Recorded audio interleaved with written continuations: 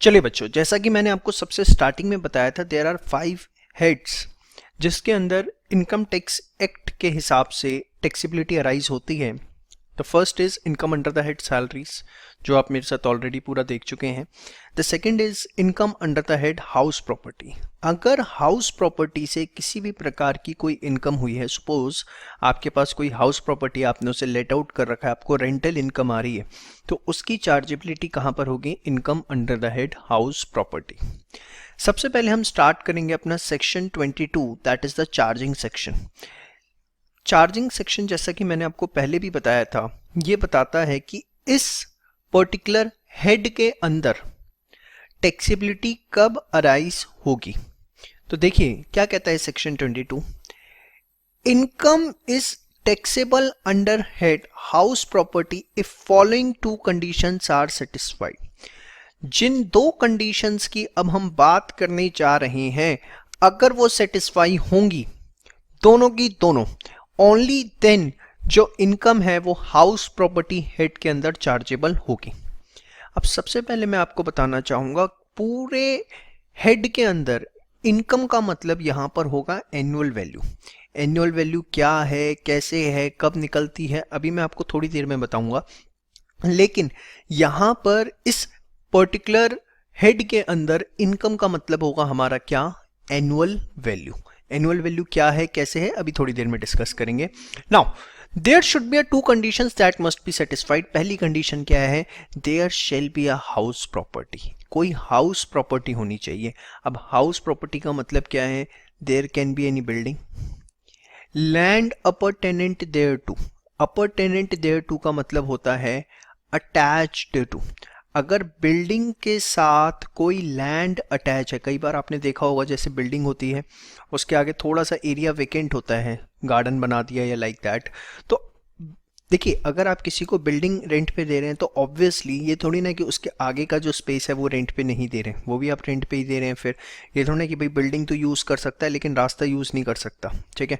तो बिल्डिंग या land appurtenant thereto, मतलब लैंड कौन सी? जो उस बिल्डिंग के साथ अटैच है, ठीक है।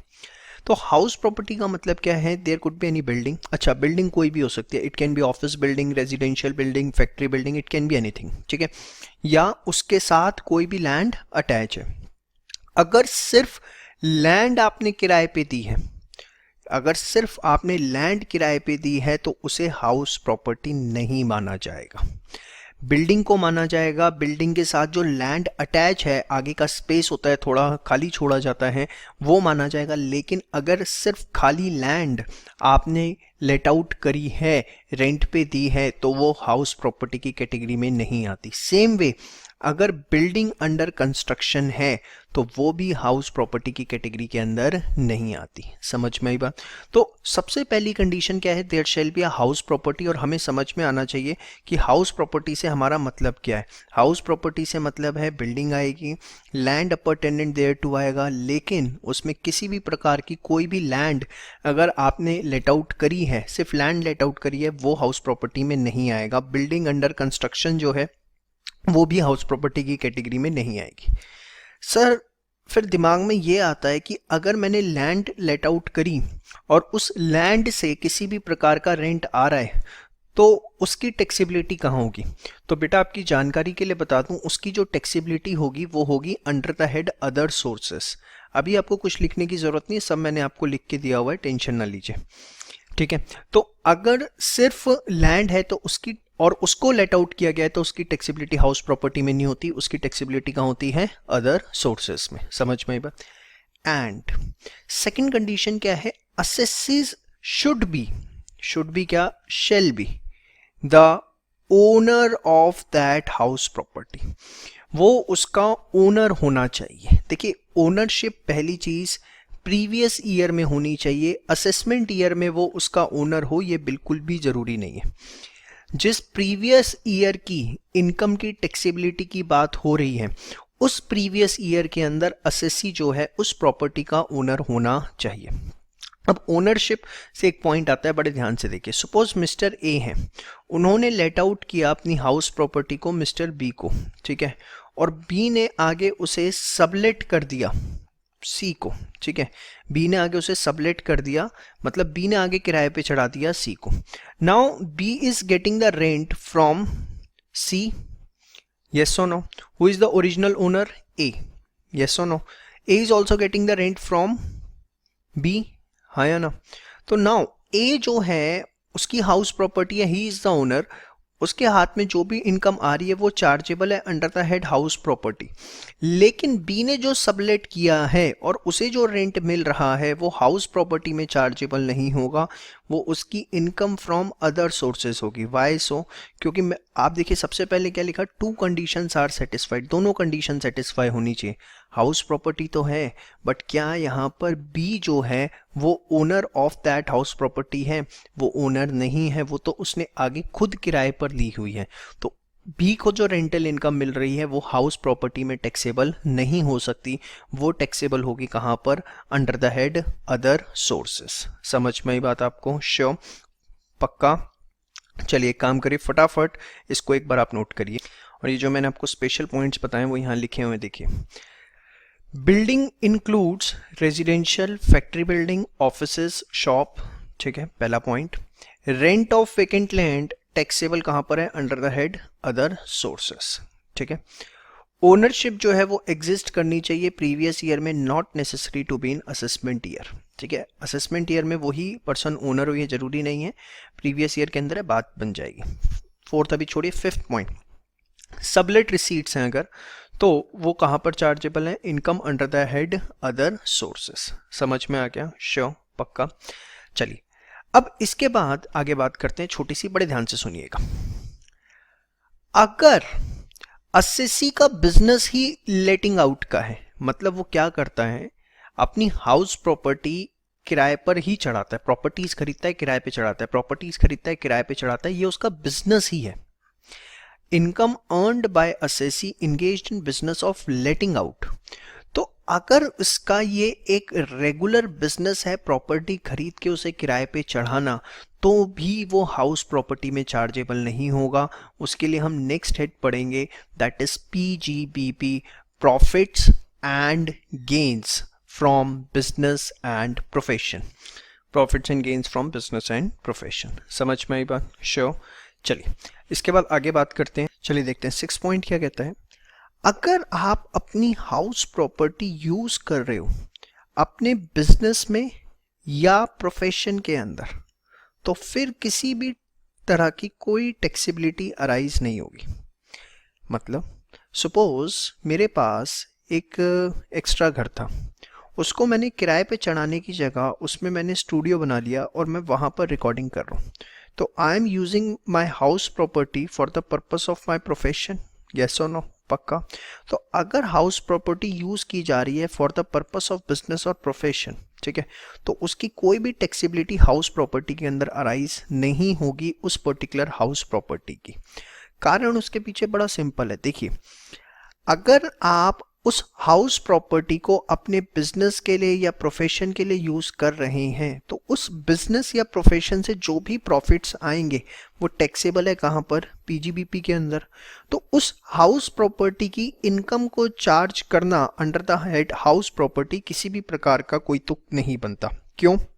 क्योंकि उस हाउस प्रॉपर्टी को यूज करके जो आप प्रोफेशन कर रहे हैं या बिजनेस कर रहे हैं, उससे जो प्रॉफिट्स आएंगे वो ऑलरेडी टैक्सेबल हैं कहां पर? अंडर द हेड PGBP, ठीक है। और ये जरूरी नहीं है कि उस हाउस प्रॉपर्टी का यूज आप बिजनेस एंड प्रोफेशन के अंदर एज ए सोल प्रोप्राइटर ही करें, उसमें पार्टनरशिप फॉर्म भी इंक्लूड होती है। सपोज ABC पार्टनर है, ठीक है, और A की जो हाउस प्रॉपर्टी है उसके अंदर पार्टनरशिप फर्म का ऑफिस बना हुआ है, ठीक है, तो भी ये प्रिंसिपल अप्लाई होगा। मतलब उस हाउस प्रॉपर्टी की जो टैक्सेबिलिटी है वो अराइज नहीं होगी। समझ में आई बात? तो ये बात जरूरी नहीं है कि वो सिर्फ सोल प्रोप्राइटरशिप फॉर्म है, it can be in partnership form also. Next point क्या है बेटा? अगर आपने हाउस प्रॉपर्टी बिल्ड करी लीज होल्ड लैंड पे, मतलब आपने एक लैंड जो है वो किराए पे ली, ठीक है, और उस पे आपने बिल्डिंग बनाई। क्या बनाई उस पे? बिल्डिंग। देखिए, बिल्डिंग का मतलब होता है super structure created on land, जो आप लैंड के ऊपर एक सुपर स्ट्रक्चर क्रिएट करते हो उसको बोला जाता है क्या? बिल्डिंग। ठीक है, तो अगर आपने लैंड किराए पे ली और किराए की लैंड पर आपने बिल्डिंग डेवलप करी और उस बिल्डिंग से आपको रेंट आ रहा है, तो income from such property is taxable under house property.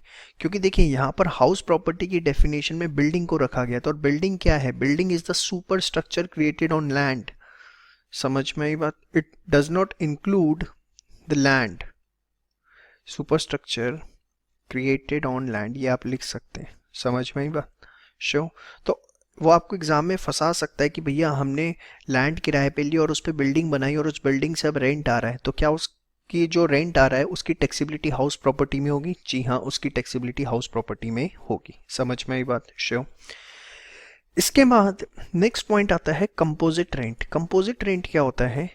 Basically जब आपको बिल्डिंग के अलावा किसी और चीज का भी रेंट मिल रहा होता है, that is called as composite rent. जैसे छोटा सा एग्जांपल देता हूँ, पीजी हाउसेस होते हैं, तो वहां पर क्या होता है, अगर पीजी के अंदर कोई व्यक्ति रह रहा है तो वो एक तो किराया दे रहा होता है बिल्डिंग का, और दूसरा अदर सर्विसेज का, जो उसे खाने की हो गई, इलेक्ट्रिसिटी हो गया, वाटर चार्जेस हो गया, लॉन्ड्री सर्विसेज हो गई।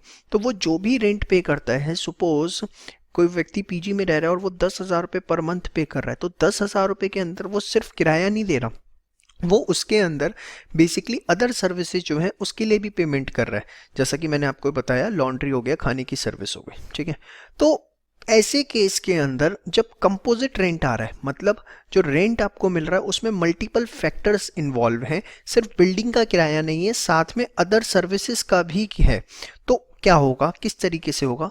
तो सबसे पहली हमारी कोशिश होनी चाहिए कि हम उसे अपॉर्शन कर दें between house property and PGBP income. जितना बिल्डिंग का किराया आ रहा है वो हाउस प्रॉपर्टी में चला जाएगा, और जितना अदर सर्विसेज का आ रहा है वो पीजीबीपी इनकम के अंदर चला जाएगा। एक पर्टिकुलर रेशो के अंदर उसे बांट दिया जाए। वो रेशो जो है असेसी खुद डिसाइड करेगा कि कितना उसमें हाउस प्रॉपर्टी का है और कितना उसमें पीजीबीपी इनकम है, that is profits and gains from business and profession.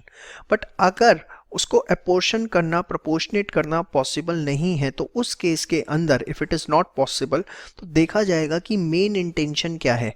अगर main intention property let out करने की थी तो फिर हाउस प्रॉपर्टी इनकम मान लिया जाएगा, but main intention business activity करने की है, पीजी हाउस रन करने की है, बिल्डिंग लेट आउट करने की नहीं है, तो उस केस के अंदर पीजीबीपी इनकम मान लिया जाएगा। तो देखिए, कंपोजिट रेंट आ रहा है, मल्टीपल फैक्टर्स का रेंट है, तो पहली कोशिश, पहली प्रायोरिटी तो यही होनी चाहिए कि that we should apportion it, proportionate it in between house property and PGBP income. But अगर वो पॉसिबल नहीं है तो देखा जाएगा कि किस इंटेंशन के साथ चीज़ें कंटिन्यू की जा रही है। अगर इंटेंशन मेन प्रॉपर्टी को लेट आउट करना है तो उसे हाउस प्रॉपर्टी इनकम मान लेंगे, बट अगर मेन इंटेंशन बिजनेस एक्टिविटी करना है तो पीजीबीपी इनकम मान लेंगे। और देखिए, हमारे हिंदुस्तान में सेल्फ असेसमेंट प्रोसेस चलता है, मतलब असेसी खुद डिसाइड करता है सारी चीज़ें। तो it is up to the assessee जिसको टैक्स पे करना है कि वो क्या करना चाहता है, प्रोपोर्शनेट करना चाहता है, या वो लेटिंग आउट मान के एचपी मानना चाहता है, या बिजनेस एक्टिविटी मान के पीजीबीपी इनकम मानना चाहता है। समझ में आई बात? देखिए, ये तो आपने पढ़ा रेंट रिसीव हुआ बिल्डिंग एंड अदर सर्विसेज का, लेकिन कई बार क्या होता है, आपको रेंट मिलता है बिल्डिंग का और अदर असेट्स का। लाइक छोटा सा एग्जांपल देते हैं, ऑडिटोरियम। अब ऑडिटोरियम के अंदर आप जाएंगे तो वहाँ पर बिल्डिंग का भी किराया है। सपोज मैंने एक ऑडिटोरियम किराए पे लिया, मुझे अपना सेमिनार कंडक्ट करना था, तो अब मैं जो रेंट पे कर रहा हूँ, I am paying for the building as well as for the furniture जो ऑडिटोरियम के अंदर लगा हुआ है। तो उस केस के अंदर जिसको रेंट मिल रहा है उसको रेंट मिल रहा है बिल्डिंग का as well as other assets जो उसके अंदर है, लाइक प्लांट एंड मशीनरी और फर्नीचर। तो उस केस के अंदर जिस व्यक्ति को ऐसा रेंट मिल रहा है जिसमें बिल्डिंग का भी रेंट है और दूसरे असेट्स का भी रेंट है, तो टैक्सेबिलिटी क्या होगी? तो देखिए, सबसे पहली चीज देखेंगे, क्या सेपरेट लेटिंग आउट पॉसिबल है या नहीं। जैसे ऑडिटोरियम के केस में क्या ये पॉसिबल है? ऑडिटोरियम बना हुआ है और सारी उसमें कुर्सियां इनबिल्ट होती हैं, फिक्स होती हैं, अब क्या ये पॉसिबल है कि उसकी चेयर्स निकाल दी जाएं और सिर्फ ऑडिटोरियम जो है, जो स्पेस है, वो सिर्फ लेट आउट किया जाए? ऑडिटोरियम के केस में पॉसिबल नहीं होता, सेपरेट लेटिंग आउट पॉसिबल नहीं है। तो अगर सेपरेट लेटिंग आउट पॉसिबल नहीं है तो उस केस के अंदर या तो पीजीवीपी इनकम माना जाएगा या अदर सोर्सेस। अब ये पीजीवीपी और अदर सोर्सेस क्या है? देखिए, अगर उस व्यक्ति का काम, बिजनेस ही यही है कि वो चीज़ों को किराए पे देता है और कुछ नहीं करता, ऑडिटोरियम उसने बना रखा है और वो परमानेंट उसे किराए पे ही देता है, then in that case it will be PGBP income. लेकिन कई बार क्या होता है, जैसे कॉलेजेस के अंदर या कुछ ऐसे इंस्टीट्यूशंस होते हैं जिनके ऑडिटोरियम्स होते हैं और वो जब उनका ऑडिटोरियम वेकेंट होता है, खाली होता है, तो किसी और को वो यूज़ करने के लिए किराए पे दे देते हैं। वो उनकी मेन बिजनेस एक्टिविटी नहीं होती, लेकिन वो जब भी उनका ऑडिटोरियम वेकेंट है वो उसको किराए पे दे देते हैं ताकि कुछ इनकम जनरेट हो जाए। तो वहाँ पर ऐसे केस के अंदर वो उनकी इनकम फ्रॉम पीजीबीपी ना होके इनकम फ्रॉम अदर सोर्सेज होगा, क्योंकि they are not doing it on a regular basis, वो उनका रेगुलर बिजनेस नहीं है। समझ में आई बात? बहुत सिंपल चीज़ें हैं, बड़े ध्यान से एक एक चीज़ सुनिए, बहुत मज़ा आएगा। तो रेंट रिसीव हुआ बिल्डिंग का और अदर एसेट्स का भी साथ में, तो देखना है क्या सेपरेट लेट आउट करना, मतलब बिल्डिंग को और अदर एसेट्स को सेपरेट लेट आउट करना पॉसिबल है? पॉसिबल नहीं है। Like in case of auditorium तो पीजीबीपी इनकम मानेंगे। पीजीबीपी कब मानेंगे? जब रेगुलर होगा वो। और अदर सोर्सेज कब होता है? जनरली कॉलेजेस के केस में मैंने जैसे आपको बताया। सेपरेट लेटिंग आउट जो है वो पॉसिबल है, सेपरेट लेटिंग आउट पॉसिबल है। Let us take an example. Building दी या आपने अपना, मैं कहता हूँ, एक रूम रेंट पे दिया, ठीक है, और उस रूम में आपने साथ में एक एसी ऑन डिमांड लगवा दिया, ठीक है। तो अब आप किराया चार्ज कर रहे हो रूम का प्लस एसी का, ठीक है, लेकिन रूम को अलग से किराए पे दिया जा सकता है, एसी को अलग से किराए पे दिया जा सकता है। यस और no? Separate letting out possible है। तो अगर पॉसिबल है तो उसमें अपॉर्शनमेंट करना है कि कितना हाउस प्रॉपर्टी का है, और बाकी जो है वो इनकम मान ली जाएगी या तो पीजीबीपी की या अदर सोर्सेस की। अब let us take an example. Sir, हमने रूम रेंट पे दिया, ठीक है, और एसी भी दिया, टोटल 6,000 रुपये चार्ज किए, जिसमें 5,000 रुपये तो जो है वो हाउस प्रॉपर्टी के थे, अगर वो एसी ना लगवाता, बिना एसी के लेता, और 1,000 रुपये हम एसी के चार्ज कर रहे हैं, ठीक है। तो ये तो हाउस प्रॉपर्टी की इनकम हो गई, और ये जो 1,000 आ रहा है या तो ये पीजीबीपी की इनकम मान ली जाएगी या अदर सोर्सेज की। अब ये कैसे डिसाइड होगा? वही अगेन, क्या हमारा बिजनेस ही लेटिंग आउट का है? यस, तो पीजीबीपी की मान ली जाएगी। बिजनेस हमारा लेटिंग आउट का नहीं है, ये तो ऑन डिमांड, चलो हमें अच्छा लगा, बंदा सही था, हमने उसे एसी लगवा के दे दिया और उससे 1,000 रुपये अलग से चार्ज कर रहे हैं, तो उस केस के अंदर हम इसे मानेंगे ऑफ अदर सोर्सेस, ठीक है। और अगेन मैं आपको बता रहा हूँ, सेल्फ असेसमेंट प्रोसेस है, it is completely up to the assessee की असेसी चीज़ों को किस तरीके से फिगर आउट करता है। समझ में आई बात? श्योर। तो ये था आपका पूरा का पूरा कि रेंट रिसीव हुआ बिल्डिंग और अदर असेट्स के लिए। समझ में आया? चलिए बात करते हैं टाइप्स ऑफ हाउस प्रॉपर्टी की। देखिए, अगर आपने अपनी हाउस प्रॉपर्टी लेट आउट करी है, किराए पे दी है, तो चाहे आपने उसे एक दिन के लिए किराए पे दिया है पूरे साल में, तो भी उस पे आपको जो भी इनकम हुई है उस इनकम पे आपको टैक्स देना पड़ेगा। It is always taxable.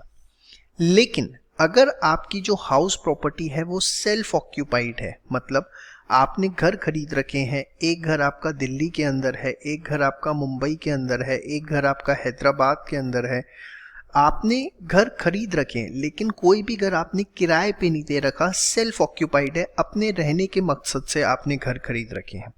तो अगर रेजिडेंस पर्पस से सेल्फ ऑक्यूपाइड प्रॉपर्टी है तो अप टू 2 प्रॉपर्टी तो आपकी एग्जेम्प्ट होगी। मतलब आपके 2 घर हैं सपोज दिल्ली में और मुंबई में, तो आपको किसी प्रकार की कोई चिंता नहीं है। लेकिन 2 से ज़्यादा अगर आपकी सेल्फ ऑक्यूपाइड प्रॉपर्टी है, सपोज दिल्ली में है, मुंबई में है, as well as in Hyderabad है, तो उस केस के अंदर कोई भी 2 सेल्फ ऑक्यूपाइड प्रॉपर्टी तो आपकी एग्जेम्प्ट होंगी।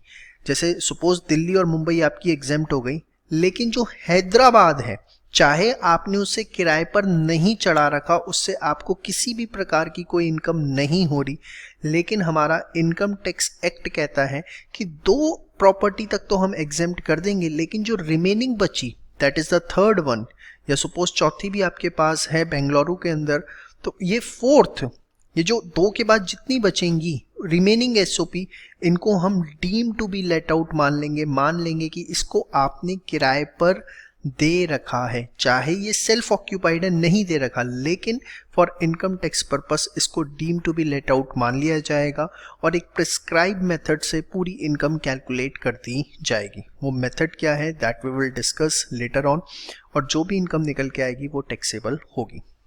तो बड़ा सिंपल सा लॉ है, लेट आउट प्रॉपर्टी है, हमेशा टैक्स देना है, चाहे एक दिन के लिए आपने लेट आउट करी है, सेल्फ ऑक्यूपाइड है, रेजिडेंस पर्पस के लिए, 2 प्रॉपर्टी तक कोई दिक्कत नहीं है, 2 से ज़्यादा है तो पेरेंट्स को बता देना कि भैया आपने अगर 2 से ज़्यादा घर ले रखे हैं, उसमें आपने किराए पे नहीं भी चढ़ा रखा, तब भी सिर्फ 2 तक की एग्जम्पशन है। 2 से ऊपर जो तीसरा घर या चौथा घर है उस पर आपको टैक्स देना पड़ेगा एक प्रिस्क्राइब मेथड से। अगर सेल्फ ऑक्यूपाइड प्रॉपर्टी है बिजनेस और प्रोफेशन में, मतलब सपोज एक बिल्डर है, उसने कोई प्रोजेक्ट स्टार्ट किया घर बनाए बेचने के लिए और उसके घर नहीं बिके, उसने किराए पे नहीं चढ़ाए उनको, उसने घर बनाए थे कि बना के बेचूंगा पर नहीं बिक रहे, मार्केट डाउन है, तो उस केस के अंदर क्या होगा, not taxable for a period of 2 years from the end of financial year in which certificate of completion is issued. मतलब देखिए, सपोज प्रोजेक्ट कंप्लीट हुआ 30 सितंबर 2019 को, सर्टिफिकेट ऑफ कंप्लीशन मिला जो भी लोकल म्युनिसिपैलिटी होती है उससे 1 फरवरी 2020 को। तो जिस फाइनेंशियल ईयर के अंदर आपको सर्टिफिकेट ऑफ कंप्लीशन मिला है, किस में मिला है, 2019-20 में, उसके एंड से, एंड कब होगा इसका, 31 मार्च 2020, ठीक है। तो यहाँ से, यहाँ आपको सर्टिफिकेट ऑफ कंप्लीशन मिला, तो इसके एंड से 2 सालों तक, मतलब 31 मार्च 2021 और 31 मार्च 2022, यहाँ तक तो आपको कोई टैक्स देने की ज़रूरत नहीं है, क्योंकि देखो बड़ा सिंपल सा लॉ का ऑब्जेक्टिव है कि 2 साल के अंदर तो आपकी प्रॉपर्टी बिक ही जाएगी। और जनरली होता ये है प्रैक्टिकली तो कि मकान बन रहे होते हैं तभी बिक जाते हैं, लेकिन अगर नहीं भी बिके तो 2 साल तक आपकी प्रॉपर्टी बिक ही जाएगी, लॉ की ये अजम्पशन है। तो not taxable for a period of 2 years from the end of financial in which certificate of completion is issued. और उसके बाद जो है फिर अगर नहीं बिकती है तब भी तो फिर आपको टैक्स देना पड़ेगा, चाहे आप उसे लेट आउट करें या लेट आउट ना करें, एकदम उसको भी deem to be let out मान लिया जाएगा। एक बार इसको आप फटाफट जो है वो नोट करिए, फिर हम अपनी डिस्कशन को आगे बढ़ाते हैं। चलिए अब बात करते हैं कंप्यूटेशन ऑफ एनुअल वैल्यू की। मैंने आपको सबसे पहले स्टार्टिंग में बताया था कि इनकम का मतलब income under the head house property हमारा होगा एनुअल वैल्यू। अब वो इनकम का मतलब जो कि मैंने आपको बताया था that will B annual value, वो इनकम किस तरीके से निकलेगी, वो एनुअल वैल्यू किस तरीके से निकलेगी, वो ही अब हमें सारा पढ़ना है। और यही समझ लीजिए चैप्टर में आखिरी चीज़ है। चैप्टर बहुत छोटा सा है। देखिए, सबसे पहले अगर सेल्फ ऑक्यूपाइड प्रॉपर्टी है, सेल्फ ऑक्यूपाइड मतलब जिसमें आप खुद रह रहे हैं, तो उसकी एनुअल वैल्यू, उसकी इनकम जो है वो क्या मानी जाएगी, नील मानी जाएगी। लेकिन वो self occupied for complete previous year होनी चाहिए। क्या लिखा हुआ है, फॉर कंप्लीट प्रीवियस ईयर, मतलब एक दिन के लिए भी अगर आपने उसे किराए पे चढ़ा दिया, even for a single day, तो फिर उसकी इनकम नील नहीं मानी जाएगी और वो पार्ट बन जाएगा अदर केस का। बड़े आराम से, सेल्फ ऑक्यूपाइड है फॉर कंप्लीट प्रीवियस ईयर, एक दिन भी आपने उसे किराए पे नहीं चढ़ा, एनुअल वैल्यू क्या लेनी है, नील। अगर वो सेल्फ ऑक्यूपाइड नहीं है, वो अदर केस के अंदर आ गई, अदर केस में मतलब आपने उसे लेट आउट किया है, या लेट आउट नहीं भी किया तो आपके पास एक से ज़्यादा सेल्फ ऑक्यूपाइड प्रॉपर्टी है, ठीक है। तो जो दूसरी वाली है रिमेनिंग है, उसको हम क्या मान लेते हैं, डीम टू भी लेट आउट मान लिया जाएगा कि आपने उसे किराए पे चढ़ाया। तो अगर किराए पे चढ़ाया है या deem to be let out का केस है, तो किस तरीके से इनकम निकाली जाएगी, बड़े ध्यान से देखिएगा। सबसे पहले एक टर्म समझिए, expected rent. The word is expected rent. What is this expected rent? Expected rent है रेंट एट विच प्रॉपर्टी में reasonably be expected to be let out from year to year. वो किराया जिसपे आपकी प्रॉपर्टी बड़े आराम से रीजनेबली जो है हर साल किराए पर चढ़ाई जा सकती है, किराए पर दी जा सकती है। The rent at which property may be reasonably expected to be let out from year to year. Definition तो समझ में आ गई, बट अब ये कैसे निकालें कि कितने अमाउंट पे उसे हर साल किराए पे चढ़ाया जा सकता है। रीजनेबली एक्सपेक्टेड निकाले कैसे, तो उसका उन्होंने तरीका बताया, ध्यान से देखिए। आपको लेना है फेयर रेंट या municipal rent, whichever is higher. Now what is this fair rent? जिस लोकेलिटी में आपकी प्रॉपर्टी है उसी लोकेलिटी में अगर उस सेम प्रॉपर्टी किराए पे ली जाए तो उसका किराया कितना देना पड़ेगा।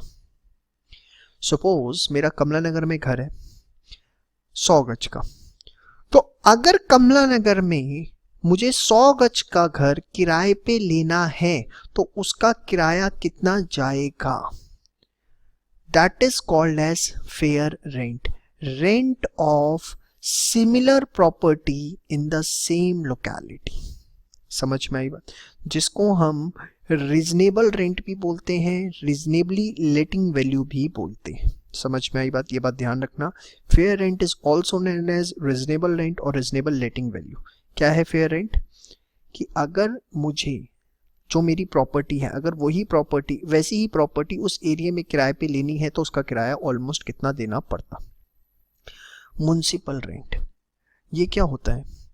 देखिए, जो भी म्युनिसिपैलिटी होती है, हर इलाके की अपनी एक म्युनिसिपैलिटी होती है, वो हर प्रॉपर्टी की वैल्यू निकालती है, उसको बोला जाता है म्युनिसिपल रेंट। आपने देखा होगा हाउस टैक्स जो हम पे करते हैं, जो हमारी प्रॉपर्टीज होती है उसका हम हाउस टैक्स पे करते हैं, तो हाउस टैक्स डिपेंड करता है कि म्युनिसिपैलिटी जो है हमारे इलाके की, वो हमारी प्रॉपर्टी की क्या वैल्यू लगाती है, उस हिसाब से हमें हाउस टैक्स देना पड़ता है। जितनी हमारी प्रॉपर्टी की वैल्यू हाई होगी, जितना वो स्टैंडर्ड इलाके के अंदर होती है, उतनी उसकी म्युनिसिपल वैल्यू ज़्यादा होती है और उतना ज़्यादा हाउस टैक्स देना पड़ता है। तो जो वैल्यू म्युनिसिपल अथॉरिटी डिसाइड करती हैं उसको बोला जाता है म्युनिसिपल रेंट। तो फेयर रेंट या म्युनिसिपल रेंट जो भी दोनों में से हायर होगा, जो भी दोनों में से हायर होगा, फिर आपको उसे कंपेयर करना है स्टैंडर्ड रेंट से। ये क्या है? There is a rent control act. Rent control act बताता है कि एक प्रॉपर्टी का मैक्सिमम कितना किराया चार्ज किया जा सकता है। क्या बताता है? कि किसी भी हाउस प्रॉपर्टी का मैक्सिमम कितना किराया चार्ज किया जा सकता है। तो सबसे पहले आप क्या लेंगे? फेयर रेंट और म्युनिसिपल रेंट दोनों में से जो भी हायर होगा, और फिर उसे स्टैंडर्ड रेंट से कंपेयर करके जो भी लोअर अमाउंट आएगा, that called as expected rent. उसको क्या बोला जाएगा? Expected rent. ये गलत लिख दिया, इसको मत देखिएगा प्लीज, ठीक है? तो बेसिकली दोबारा से रिपीट करता हूँ, आराम से, कोई जल्दीबाजी नहीं है। एक्सपेक्टेड रेंट क्या है? जो आपकी हाउस प्रॉपर्टी है, अगर उसे हम किराए पे चढ़ाते हैं तो उसका रीजनेबली वो कितने किराए पे चढ़ सकती है। इसको निकालने का तरीका क्या है? फेयर रेंट और municipal value whichever is higher. Fair rent क्या होता है? कि अगर जो आपकी हाउस प्रॉपर्टी है उसी तरह की हाउस प्रॉपर्टी उसी इलाके में किराए पे ली जाए तो उसका किराया कितना देना पड़ सकता है। म्युनिसिपल वैल्यू क्या है? वो वैल्यू जो म्युनिसिपल अथॉरिटी के हिसाब से है। दोनों आपको हमेशा गिवन होंगे क्वेश्चन में, दिमाग नहीं लगाना। फेयर रेंट और म्युनिसिपल रेंट भी। फेयर रेंट का दूसरा नाम रीजनेबल रेंट या रीजनेबली लेटिंग वैल्यू। दोनों में से हायर लेना है। There is a standard rent which is as per rent control act की कोई भी प्रॉपर्टी का इससे ज़्यादा किराया चार्ज नहीं किया जा सकता, वो भी क्वेश्चन में गिवन होगा। दोनों में से जो हायर आएगा फेयर रेंट और म्युनिसिपल रेंट में से, उसे स्टैंडर्ड रेंट से कंपेयर करना है, और जो भी लोअर होगा that we have to take and that will be called as expected rent. समझ में आई बात? शो। तो देखिए, मैंने आपको बताया अदर केस के अंदर सबसे पहले आपको क्या निकालना है? एक्सपेक्टेड रेंट, और उसको आपको कंपेयर करना है एक्चुअल रेंट से। अगर एक्चुअल रेंट ज़्यादा है एक्सपेक्टेड रेंट से तो ग्रॉस एनुअल वैल्यू जो है वो होगी एक्चुअल रेंट। अब मैं ये क्या कह रहा हूँ, क्यों इस तरीके से कह रहा हूँ, मैं आपको सब एक एग्जाम्पल से समझाता हूँ, बड़े ध्यान से देखिए। एग्जाम्पल है एक छोटा सा आपके सामने। हाउस 1 म्युनिसिपल वैल्यू गिवन है, एनुअल रेंट गिवन है, फेयर रेंट गिवन है, स्टैंडर्ड रेंट गिवन है, ठीक है? ये सब आपको गिवन है। सब कुछ छोड़िए, आप सिंपल सी चीज़ देखिए। हमें सबसे पहले निकालना है एक्सपेक्टेड रेंट, जो कि मैंने आपको बताया किस तरीके से निकलेगा। That will be the fair rent और म्युनिसिपल रेंट, जो भी म्युनिसिपल रेंट लिखती है, municipal value whichever is higher. Yes और नो? तो देखिए म्युनिसिपल वैल्यू 30,000 है और फेयर रेंट कितना है 36,000।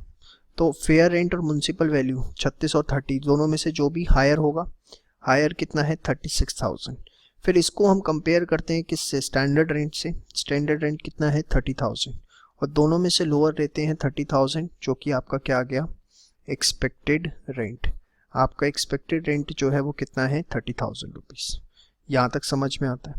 अब क्वेश्चन में आपको एनुअल रेंट या एक्चुअल रेंट गिवन था कितना 42,000 रुपीज़।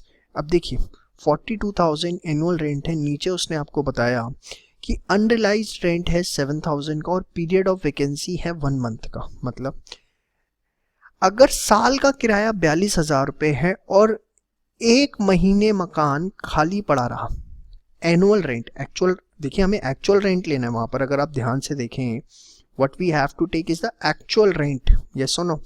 तो अब यहाँ पर आपको एनुअल रेंट गिवन है साल का 42,000 रुपये, जबकि 1 महीने मकान खाली पड़ा रहा।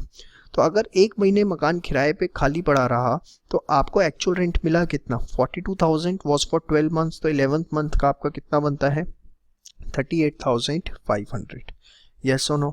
और जिसमें से अनरियलाइज रेंट मतलब आपको किराया नहीं मिल पाया, आपके टेनेंट ने आपको किराया नहीं दिया 7,000 का, तो एक्चुअल रेंट जो मिला आपको वो कितना मिला 31,500 रुपीज़।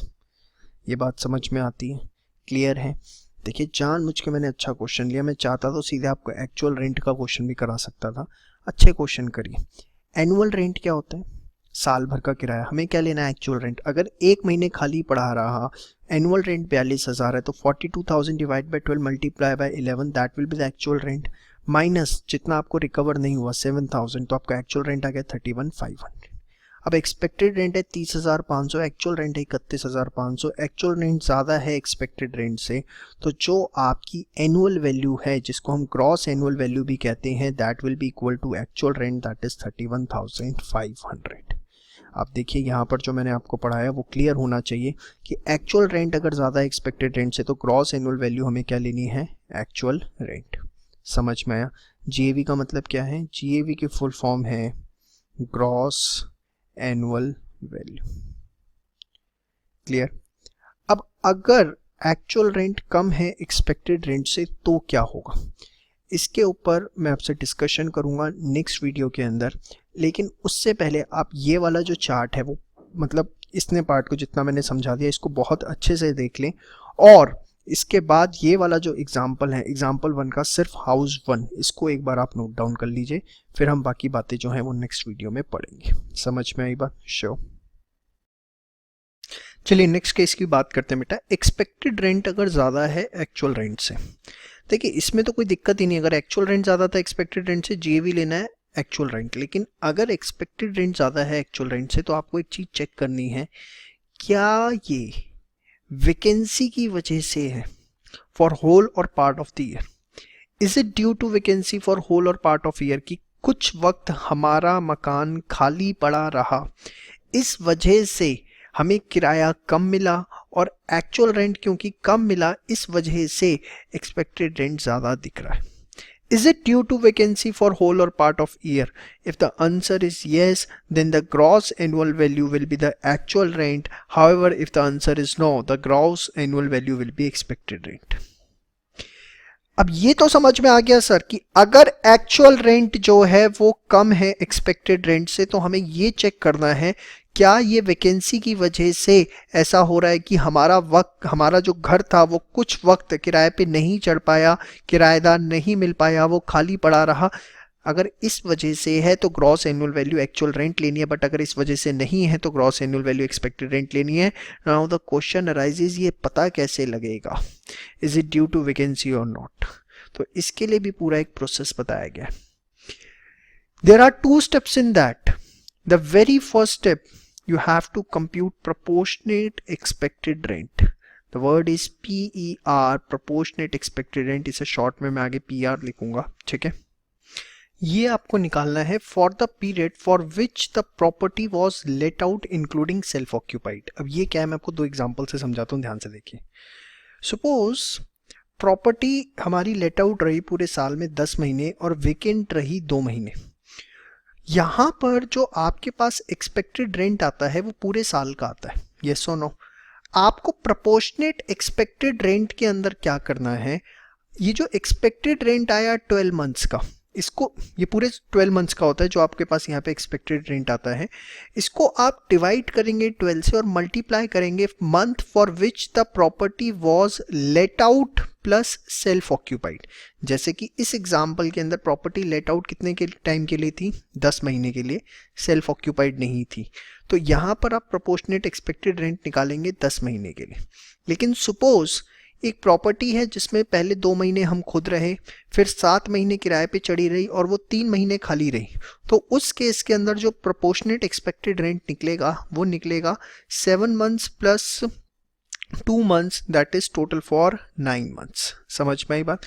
टोटल 9 मंथ्स का जो है आप उसमें प्रोपोर्शनेट एक्सपेक्टेड रेंट निकालेंगे। तो प्रोपोर्शनेट एक्सपेक्टेड रेंट सबसे पहले आपको निकालना है, और वो कैसे निकलेगा, वो निकलेगा फॉर द पीरियड जिसके दौरान पीरियड के लिए प्रॉपर्टी आपकी लेट आउट थी या प्रॉपर्टी आपकी सेल्फ ऑक्यूपाइड थी। समझ में आई बात? Including self occupied. हो सकता है सेल्फ ऑक्यूपाइड पीरियड क्वेश्चन में ना गिवन हो तो सिर्फ लेट आउट पीरियड का लेंगे, और अगर गिवन है तो उसको भी आपको कंसिडर करना है। और कैसे निकलेगा, ईआर ऑफ 12 मंथ्स जो आपको गिवन होता है वो 12 मंथ्स का ही गिवन होता है, divided by 12 multiply by month for which property was let out plus self occupied. ठीक है, ये तो हो गया आपका स्टेप 1। अब स्टेप 2 में आप कंपेयर करेंगे प्रोपोर्शनेट एक्सपेक्टेड रेंट को एक्चुअल रेंट से।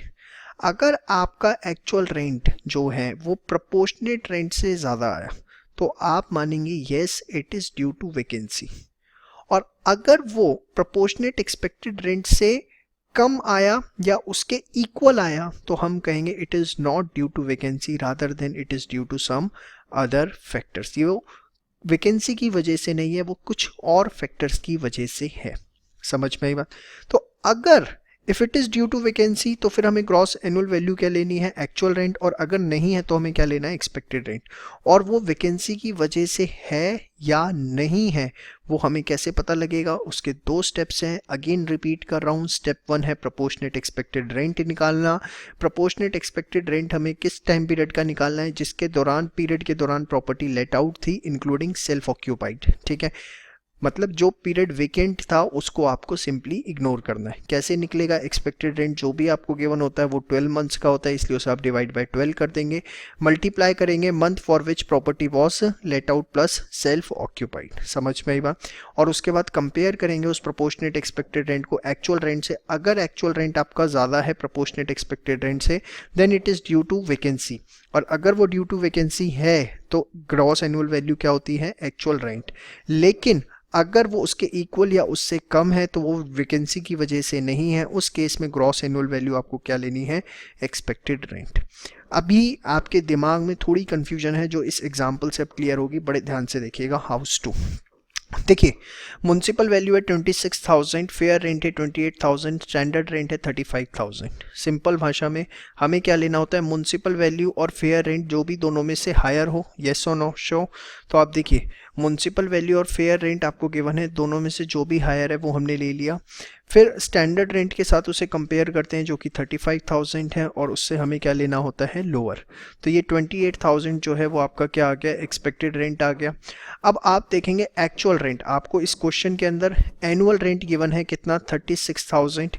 वैकेंसी का पीरियड कितना था, 2 महीने। ठीक है, और अनरियलाइज्ड रेंट आपका कितना है, 9,000। अब एनुअल रेंट अगर 36,000 रुपये है जो कि पूरे साल का है, 36,000 रुपये है और पूरे साल का है, तो 36,000 डिवाइडेड बाय 12, तो 10 महीने का एक्चुअल रेंट आपका कितना बनता है, that comes out to be 30,000। और उसमें उसने आपको क्वेश्चन में इंस्ट्रक्शन दी है कि जो मेरा अनरियलाइज्ड रेंट है, जो रियलाइज नहीं हुआ, दैट इज़ 9,000। तो जो एक्चुअल रेंट आपको मिला वो मिला कितना, जस्ट और जस्ट 21,000 रुपीज़ जो आपको मिला। अब यहाँ पर अगर आप देखें तो जो आपका एक्चुअल रेंट है वो कम है एक्सपेक्टेड रेंट से, तो हमें देखना है is it due to vacancy, क्या ये वैकेंसी की वजह से है। अब उसको हम चेक करेंगे, ध्यान से देखिए, is it due to vacancy कैसे, इसके लिए हम निकालेंगे proportionate expected rent. Proportionate expected rent किस तरीके से निकलेगा, जो भी आपका एक्सपेक्टेड रेंट है उसको आप डिवाइड बाय 12 कर देंगे और उसे हम मल्टीप्लाई करेंगे from months for which property was let out plus self occupied, months for which property was let out plus self occupied. अब क्योंकि क्वेश्चन में सेल्फ ऑक्यूपाइड का पीरियड ही गिवन नहीं है, सारा लेट आउट का पीरियड गिवन है, तो देखिए प्रॉपर्टी वेकेंट कितने टाइम के लिए रही, 2 महीने के लिए वेकेंट रही, यस और नो। तो लेट आउट पीरियड उसका कितना होगा, 10 महीने का। तो 28,000 divide by 12 multiply by 10, proportionate expected rent आ जाता है 23,333 रुपये, यस और नो। एक्चुअल रेंट आपका कितना था, 21,000। तो अगर आप देखें तो प्रोपोर्शनेट एक्सपेक्टेड रेंट जो है वो ज़्यादा है एक्चुअल रेंट से, यस और नो। तो हम कहेंगे it is not due to vacancy, ये वैकेंसी की वजह से नहीं है। Is it due to vacancy? No, it is not due to vacancy, and in that case gross annual value will be what? It will be equivalent to expected rent, and here the expected rent is what? 28,000। तो यहाँ पर जो gross annual value आएगी वो 28,000 आएगी। देखिए proportionate expected rent का सिर्फ रोल इतना है चेक करने के लिए कि वैकेंसी की वजह से है या नहीं, इससे ज़्यादा उसका कोई भी रोल नहीं है। आप ये मत समझिएगा कि gross annual value proportionate expected rent हो जाएगी। ग्रॉस एनुअल वैल्यू जो है आप देखिए बड़ा क्लियर लिखा हुआ है, either it will be actual rent और either it will be expected rent depending upon the fact whether it is due to vacancy or not. If it is due to vacancy, then it will be actual rent. If it is not due to vacancy, it will be expected rent. But to identify whether it is due to vacancy or not, we need to find out the proportionate expected rent for the period for which the property was let out, including of self occupied, ठीक है, and which is very simple. And in the step 2 we will compare the AR with the proportionate expected rent. If AR is more than proportionate expected rent, we will say it is due to vacancy, otherwise we will say it's not due to vacancy. So the role of this step 1 and step 2 is to identify whether it is due to vacancy or not, और अगर है तो GAV क्या होगा, नहीं है तो GAV क्या होगा, वो मैंने दोनों केसेस आपको बता दिए। समझ में आई बात? Sure, clear. ये तो था आपका एग्जाम्पल 2 हाउस 2 का। हाउस 3 देखिए जरा एक बार, खुद करिए एक बार हाउस 3, फिर कंपेयर करिएगा कि आप इस चीज़ों को समझ पाए या नहीं। पहले आप इतना नोट डाउन कर लीजिए, केस 2 ये रहा आपका जो मैंने आपके साथ पूरा डिस्कस किया, ठीक है, is it due to vacancy करके हाउस 2, और ये पूरा चार्ट जो है आप अब कंप्लीट कर लीजिए अपना यहाँ पर एक्चुअल रेंट एक्सपेक्टेड रेंट पूरा, और ये जो स्टेप 1 स्टेप 2 ये पूरा का पूरा जो है आप रुकिए इसको बस हाईलाइट कर लीजिएगा, मेन चीज़ जो है, ठीक है। तो ये आप एक बार फटाफट नोट डाउन करिए, और उसके बाद अभी स्पेशल पॉइंट्स आपको नहीं करने, हाउस 2 जो है वो कर लीजिए, और हाउस 3 आप अपने आप करिए कि आपको समझ में आया या नहीं आया, फास्ट। चलिए उम्मीद करता हूँ आपने सारा नोट डाउन किया, और अब हाउस 3 देखते हैं। हाउस 3 का आंसर क्या है, म्युनिसिपल वैल्यू और fair rent whichever is higher that is 35,000, और 35,000 और स्टैंडर्ड रेंट दोनों में से लोअर, तो 35,000 जो है आपका एक्सपेक्टेड रेंट आना चाहिए केस 3 में, ठीक है। एक्चुअल रेंट देखते हैं, तो देखिए 30,000 था एनुअल रेंट, 3 महीने वेकेंट रहा, ये एनुअल रेंट है आपका, तो 30,000 divided by 12 multiply by 9, 22,500, unrealised rent है 2,500, तो ये आ गया 20,000। अब अगेन एक्सपेक्टेड रेंट जो है यहाँ पर वो ज़्यादा है एक्चुअल रेंट से, तो हमें चेक करना है is it due to vacancy. For that we will compute proportionate expected rent, that is 35,000 divided by 12 multiply by 9, जितने पीरियड के लिए वो लेट आउट रहा 26,250। अब अगर आप देखें तो प्रोपोर्शनेट एक्सपेक्टेड रेंट जो है अगेन एक्चुअल रेंट से ज़्यादा है, और अगर प्रोपोर्शनेट एक्सपेक्टेड रेंट ज़्यादा है एक्चुअल रेंट से तो ये वैकेंसी की वजह से नहीं है। उस केस में ग्रॉस एनुअल वैल्यू आपकी एक्सपेक्टेड रेंट होगी, और वो आपका कितना आ जाएगा, 35,000 रुपीज़। समझ में आई बात? श्योर। तो ये आपने मेरे साथ पूरा का पूरा केस, दोनों केसेस अच्छे से देखे कि एनुअल वैल्यू निकालनी कैसे। सेल्फ ऑक्यूपाइड प्रॉपर्टी है, नील लेना है, अदर केस है एक्चुअल रेंट ज़्यादा है एक्सपेक्टेड रेंट से, कोई दिक्कत ही नहीं, एक्चुअल रेंट लेना है। एक्चुअल रेंट कम है एक्सपेक्टेड रेंट से, तो हमें देखना है कि वैकेंसी की वजह से है या नहीं है तो ग्रॉस एनुअल वैल्यू आप एक्चुअल रेंट लोगे, नहीं है तो ग्रॉस एनुअल वैल्यू आप एक्सपेक्टेड रेंट लोगे। समझ में आई बात? अगर ये कैसे पता लगेगा वैकेंसी की वजह से है नहीं? For that we need to compute proportionate expected rent कितने टाइम पीरियड के लिए, for which the property was let out including self occupied. अगर AR ज़्यादा आता है प्रोपोर्शनेट एक्सपेक्टेड रेंट से वैकेंसी की वजह से है, अगर PER प्रोपोर्शनेट एक्सपेक्टेड रेंट ज़्यादा या इक्वल आता है तो वैकेंसी की वजह से नहीं है। समझ में आई बात? क्लियर। और एक्सपेक्टेड रेंट होपफुली आपको क्लियर है। फेयर रेंट और municipal rent which value whichever is higher we will compare it from standard rent whichever is lower that will be called as the expected rent. समझ में आई बात? Sure. तो ये था आपका सारा का सारा एनुअल वैल्यू कैसे निकलेगी, जिसपे आपके ये 3 एग्जाम्पल हाउस 1, 2 और 3 यहाँ तक आप पहले पूरा बहुत अच्छे से रिवाइज कर लीजिए। उसी के बाद हम स्पेशल पॉइंट्स और अपने आगे के एग्जाम्पल देखेंगे, क्योंकि अगर आपने यहाँ तक समझ लिया तो मान लीजिए आपका 70% हाउस प्रॉपर्टी ओवर हो चुका है। Thank you. चलिए अब कुछ स्पेशल पॉइंट्स की बात करते हैं बेटा। ग्रॉस एनुअल वैल्यू जो आपने मेरे साथ निकालना सीख लिया, उसमें से हम माइनस करेंगे म्युनिसिपल टैक्सेस, जो कि माइनस होते हैं अगर आपने सिर्फ एक्चुअल पेमेंट करी है तभी। अगर एक्चुअल पेमेंट नहीं करी, सिर्फ अभी वो ड्यू है, आपने पेमेंट नहीं करी, तो उसका डिडक्शन नहीं मिलेगा। और म्युनिसिपल टैक्सेस माइनस करके जो वैल्यू आएगी that will be called as net annual value, जिसको रियल टर्म्स में हम एनुअल वैल्यू कहते हैं। देखिए एज सच एक्ट के अंदर कोई 2 वर्ड्स नहीं है, ग्रॉस एनुअल वैल्यू और नेट एनुअल वैल्यू। हमने अपनी सिंप्लीफिकेशन प्रोसेस से 2 वर्ड्स बना लिए हैं, ग्रॉस एनुअल वैल्यू और नेट एनुअल वैल्यू। एक्ट जो वर्ड यूज करता है, एक्ट वर्ड यूज करता है ओनली एनुअल वैल्यू, लेकिन for the purpose of simplicity over a period of time 2 words develop कर लिए गए। One is gross annual value जो हमने निकालना सीखा, और उसमें से माइनस किए जाते हैं म्युनिसिपल टैक्सेस, जो कि माइनस होते हैं अगर एक्चुअल पेमेंट हुई है।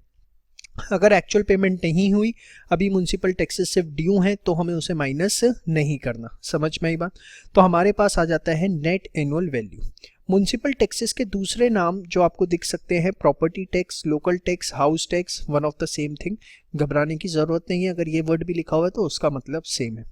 कई बार क्या होता है बेटा, म्युनिसिपल टैक्सेस का अमाउंट ना देके आपको वो जानबूझ के परसेंटेज दे देता है। तो अगर उसने municipal tax as a percentage दिया है, सपोज उसने आपको बोला म्युनिसिपल टैक्स 10% है, तो वो आपको 10% जो है वो अप्लाई करनी है म्युनिसिपल वैल्यू पे, क्योंकि म्युनिसिपल टैक्सेस या लोकल टैक्सेस जो कवर अप किए जाते हैं वो as a percentage of municipal value ही रिकवर किए जाते हैं। समझ पाई बात?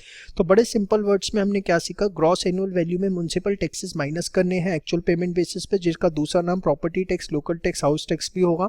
और अगर ये परसेंटेज बेसिस पे गिवन होंगे तो वो परसेंटेज हमें म्युनिसिपल वैल्यू पे अप्लाई करनी है, और वो हमारी आ जाएगी नेट एनुअल वैल्यू, जिसको हम रियल टर्म्स में एनुअल वैल्यू कहते हैं। अगर सेल्फ ऑक्यूपाइड प्रॉपर्टी है, सेल्फ ऑक्यूपाइड प्रॉपर्टी है, तो मैंने अभी आपको पीछे भी बताया कि उसकी एनुअल वैल्यू जो है वो क्या होती है, निल। और एनुअल वैल्यू का मतलब हमारा क्या है, नेट एनुअल वैल्यू। यहाँ पर मैंने लिख भी दिया, net annual value means annual value जो है उसकी क्या होगी, निल होगी। समझ में आई बात? श्योर, ये बात आपको ध्यान रखनी है। इसके बाद अभी हम इस पे क्वेश्चन करें। अनरियलाइज्ड रेंट आप मेरे साथ ऑलरेडी देख चुके हैं, वो रेंट जो कि रिकवर नहीं हो पाया, ड्यू तो हो गया बट टेनेंट ने हमको पे नहीं किया, तो ये एडजस्ट किया जाता है एक्चुअल रेंट में से to compute the annual value. समझ में आई बात? श्योर कि जो भी आपका एक्चुअल रेंट ड्यू था उसमें से हम अनरियलाइज्ड रेंट माइनस कर देते हैं। लेकिन अनरियलाइज्ड रेंट का जो डिडक्शन है, देयर इज अ रूल 4 जो कहता है कि वो आपको तभी मिलेगा जब वो बोनाफाइड हो, मतलब जेन्युइनली गुड फेथ में कि आपने रेंट मांगा और टेनेंट ने देने से मना कर दिया। अगर आप उसमें किसी तरह की टैक्स प्लानिंग कर रहे हैं कि आपने उससे कैश में ले लिया और फिर आप उसे दिखा रहे हैं कि नहीं उसने रेंट पे नहीं किया, तो ये सब चीज़ें गलत है। जो भी डिफॉल्टेड टेनेंट है उसने आपकी जगह खाली कर दी है, और अगर नहीं खाली करी तो एटलीस्ट आपने कुछ स्टेप्स लिए हैं उससे जगह खाली करवाने के। ऑब्वियसली अगर वो किराया नहीं दे रहा तो आप कुछ तो स्टेप्स लोगे ना उससे जगह किराया खाली करवाने के, या उससे खाली करवा लोगे। या वो जो टेनेंट है वो आपकी ये ना हो कि आपने ये प्रॉपर्टी तो उससे खाली करवा ली, ठीक है, उससे आपने, लोग मैं आपको बताता हूँ करते क्या है, टेनेंट से कैश के अंदर रेंट ले लिया, ठीक है, कैश उनके पास पड़ा हुआ है, बैंक से नहीं लिया। अब बैंक से नहीं लिया तो कोई लीगल एविडेंस तो है नहीं, और फिर डिक्लेयर कर देते हैं कि उस टेनेंट ने हमें रेंट पे नहीं किया, और जबकि उन्होंने कैश लेके उसे दबा लिया अपने पास, किसने, लैंडलॉर्ड ने, और दिखा रहे हैं कि भैया अनरियलाइज्ड है, हमें रेंट नहीं मिला। इस केस के अंदर पता लगा आप उससे ये प्रॉपर्टी खाली करवा रहे हो, उसको फिर दूसरी अपनी प्रॉपर्टी दे दी कि तू वहाँ रहे, फिर वहाँ पे भी आपने ऐसे ही गेम किया, तीसरी प्रॉपर्टी में उसको बोल रहे हो वहाँ रहे। तो अगर वो टेनेंट आपकी किसी और प्रॉपर्टी में रह रहा है तो इसका मतलब आप कहीं ना कहीं कुछ घपलेबाजी करने की कोशिश कर रहे हैं। फोर्थ पॉइंट है कि लीगल प्रोसीडिंग्स जो है आपने स्टार्ट कर दिए हैं रिकवरी के लिए, और अगर आपने लीगल प्रोसीडिंग स्टार्ट नहीं करी है तो एटलीस्ट इनकम टैक्स ऑफिसर को या असेसिंग ऑफिसर जिसको हम बोलते हैं उसको आपको सेटिस्फाई करना पड़ेगा कि लीगल प्रोसीडिंग्स हम शुरू भी करते हैं तो वो यूजलेस है, हमारी रिकवरी नहीं हो पाएगी। तो अनरियलाइज्ड रेंट जो है वो एक्चुअल रेंट में से एडजस्ट किया जाता है, डिडक्ट किया जाता है, लेकिन सब्जेक्ट टू सर्टेन रूल्स। ये 4 कंडीशन सेटिस्फाई होनी चाहिए। सबसे पहली चीज़ वो बोनाफाइड हो, आप उसमें किसी तरह की टैक्स प्लानिंग नहीं कर रहे, जो डिफॉल्टेड टेनेंट है आपने उससे जगह खाली करवा ली है या स्टेप्स लिए हैं जगह खाली करवाने के, वो टेनेंट आपकी किसी दूसरी प्रॉपर्टी में जाके ना रह रहा हो, और लीगल प्रोसीडिंग्स आपने शुरू कर दी और लीगल प्रोसीडिंग नहीं शुरू करी तो आपको इनकम टैक्स ऑफिसर को सेटिस्फाई करना पड़ेगा कि भैया अगर मैं लीगल कोई जेन्युइन एविडेंस देके, जेन्युइन रीज़न देके कि अगर हम लीगल प्रोसीडिंग शुरू भी करते हैं तो वो यूजलेस होंगी, किसी भी तरीके का उससे कोई फ़ायदा नहीं होगा। देखिए एग्ज़ाम में आपसे ये थ्योरी क्वेश्चन पूछा जा सकता है कि अनरियलाइज्ड रेंट की डिडक्शन कब मिलती है, इसलिए चारों कंडीशंस आपको पता होनी चाहिए जिस मकसद से मैं आपको ये थ्योरी पढ़ा रहा हूँ। ठीक है जी, फर्स्ट पॉइंट और सेकंड पॉइंट इसको आप नोट डाउन करिए, उसके बाद ये वाला क्वेश्चन करते हैं। आइए देखिए, पहले आप उसे नोट डाउन कर लीजिए। देखिए, एक हाउस है सेल्फ ऑक्यूपाइड रहा 31 मई तक, 1/6 से उसे लेट आउट किया गया मंथली रेंट पे 20,000, फिर 1 दिसंबर से 31 दिसंबर वो वेकेंट रहा, फिर अगेन उसे लेट आउट कर दिया गया 1 जनवरी से मंथली रेंट पे 25,000 रुपये। उसकी ग्रॉस एनुअल वैल्यू आपको निकालनी है अगर एक्सपेक्टेड रेंट ऑफ प्रॉपर्टी आपको गिवन है। बड़े आराम से रिलैक्स होकर देखिए, जीएवी आपको निकालना है। क्वेश्चन के अंदर जो चीज़ें गिवन है उसे टाइम स्केल डायग्राम पे मैंने ले लिया है। पहले वो कह रहा है आपको कि 1 अप्रैल से 31 मई तक जो प्रॉपर्टी है वो सेल्फ ऑक्यूपाइड रही, यस और नो। फिर 31 मई मतलब 1 जून से आपने उसे लेट आउट कर लिया और 1 दिसंबर को वो खाली हो गई, मतलब 31 मई से लेके 30 नवंबर तक, जो कि लगभग आपका 6 महीने का पीरियड है, 20,000 रुपये पर मंथ पे वो लेट आउट रही। फिर 1 दिसंबर से 31 दिसंबर वो वेकेंट रही, और फिर आपने 1 दिसंबर से उसे 31 मार्च तक के लिए 25,000 रुपये महीने किराए पे चढ़ा दिए। तो अगर पूरे प्रोसेस को आप ध्यान से देखें तो प्रॉपर्टी जो है पहले 2 महीने सेल्फ ऑक्यूपाइड थी, फिर उसके बाद 6 महीने और इधर 3 महीने, अगर आप देखें इधर 3 महीने और यहाँ पे 6 महीने, total 9 months property let out थी, और 1 महीने प्रॉपर्टी जो है वो वेकेंट रही। आपको ये मेरी बात समझ में आती है? श्योर। तो अगर आप देखें तो एक्चुअल रेंट हमें कितना मिला, 20,000 multiply by 6 plus 25,000 multiply by 3, 1,20,000 और 75,000 which comes out to be how much, 1,95,000। हाँ या ना? श्योर। अब आपको एक्चुअल रेंट मिला है 1,95,000। केस 1 में अगर आप देखें तो जो एक्सपेक्टेड रेंट है वो 1,80,000 है, एक्चुअल रेंट मिला 195।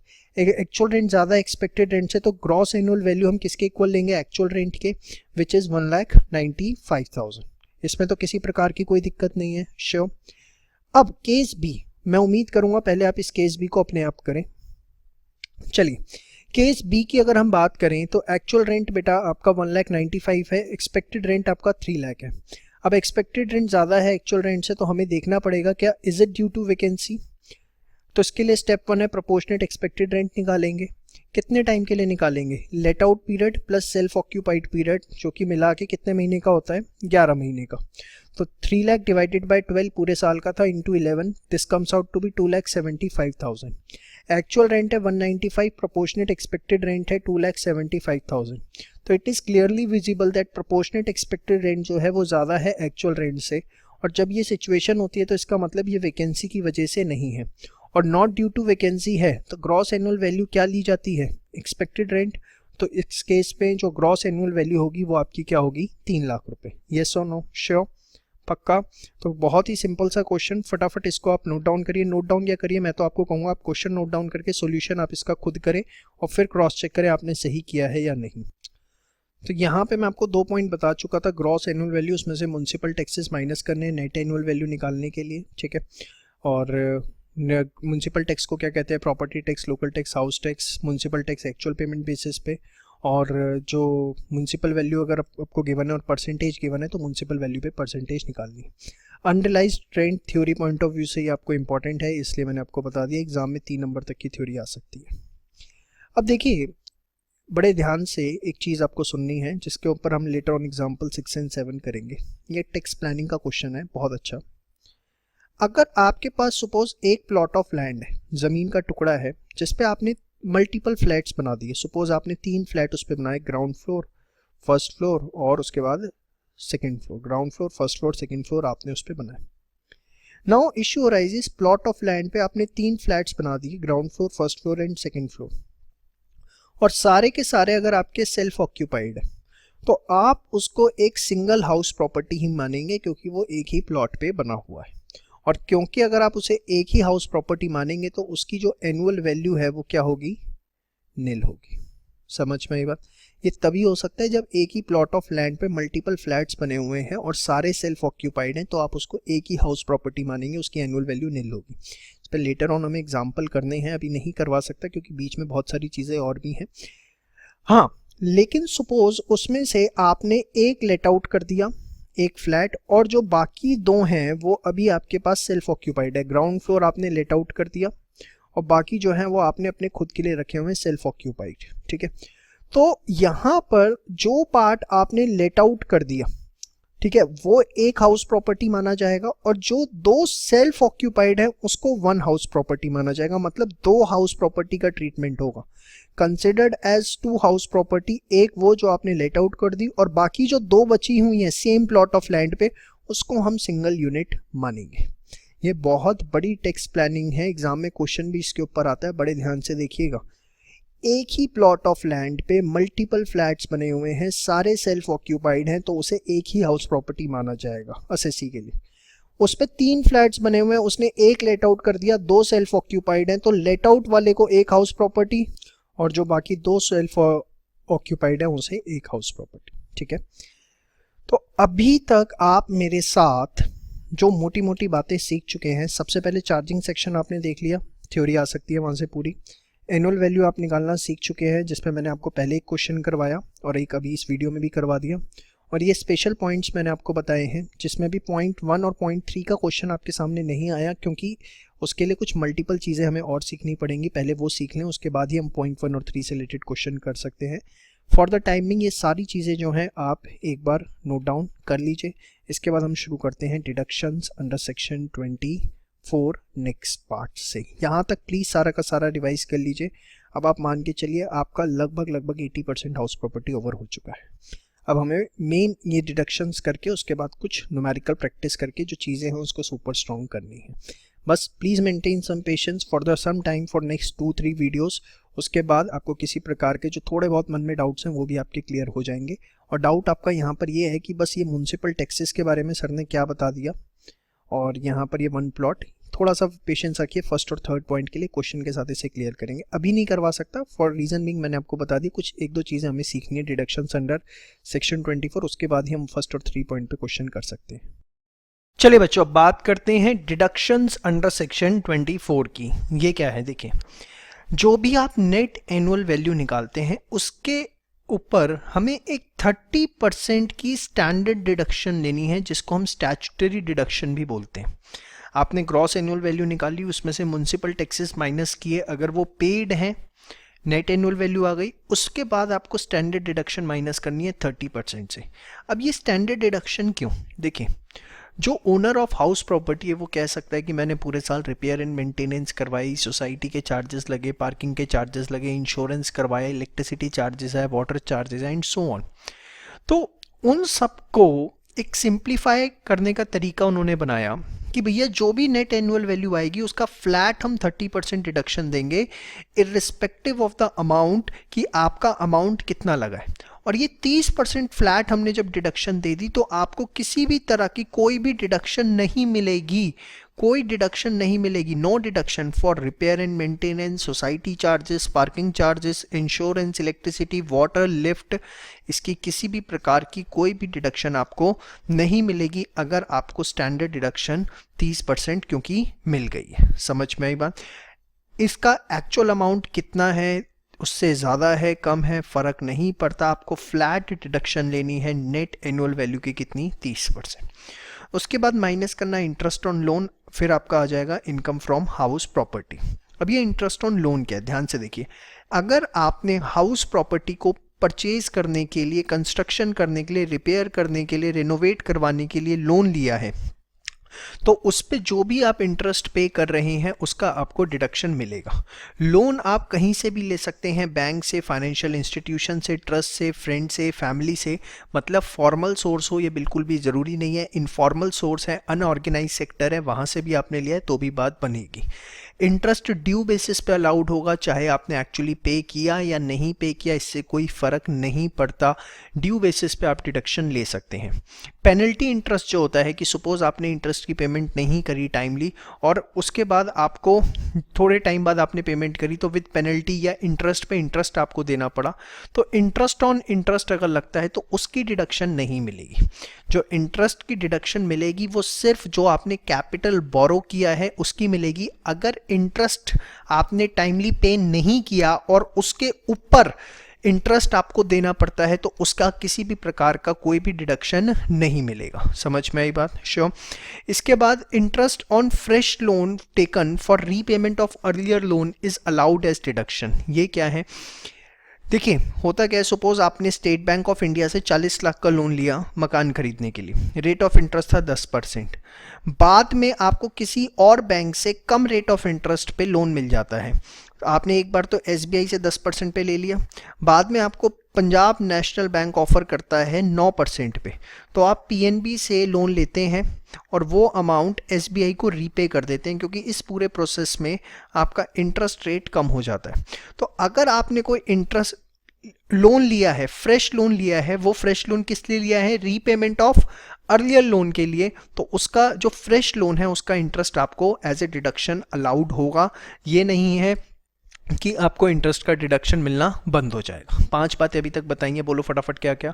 कंस्ट्रक्शन, रिपेयर, रिनोवेशन, परचेज के लिए आपने लोन लिया है, डिडक्शन मिलेगा। कहीं से भी लो, formal informal sector, due basis पे मिलेगा, पेनल्टी इंटरेस्ट का नहीं मिलेगा।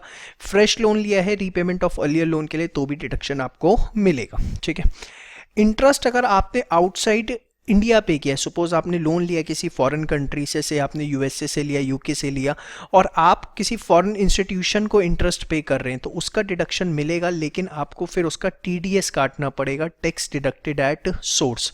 आप टीडीएस काटेंगे तभी आप, अगर आपने टीडीएस काट के उनको इंटरेस्ट पे किया है तभी आपको डिडक्शन अलाउड होगा, अदरवाइज आपको डिडक्शन अलाउड नहीं होगा। टीडीएस क्या होता है मैं आपको बता दूं छोटा सा, it's tax deducted at source, मतलब जहां पर सोर्स ऑफ इनकम है वहीं पर टैक्स काट लिया जाता है। देखिए बड़ा सिंपल सा कारण है, अगर आपने फॉरेन बैंक से लोन लिया, आप उनको इंटरेस्ट पे कर रहे हैं, तो it will become very difficult for the Indian government to claim the tax from the foreign authorities. ठीक है, तो उन्होंने पहले ही बोल दिया कि आप उनको इनकम दे रहे हैं, एक तरह से अगर हम इंटरेस्ट पे कर रहे हैं तो फॉरेन बैंक को तो इनकम मिल रही है ना। तो इनकम टैक्स अथॉरिटी ने हमारी जिम्मेदारी लगा दी कि अगर आप किसी फॉरेन बैंक को इंटरेस्ट पे कर रहे हैं तो उसका टीडीएस काटेंगे और इनकम टैक्स डिपार्टमेंट को जमा करवाएंगे। अगर आपने ऐसा किया है तभी आपको वो इंटरेस्ट अलाउड होगा, अदरवाइज आपको अलाउड नहीं होगा। समझ में आई बात? श्योर। अब इंटरेस्ट कितना अलाउड होगा, क्या उसकी स्पेसिफिक लिमिट है? जी हाँ, अगर आपने प्रॉपर्टी लेट आउट की है या आपकी property deem to be let out मानी गई है तो कोई लिमिट नहीं है, आपने जो इंटरेस्ट पिया है सारा का सारा अलाउड हो जाएगा।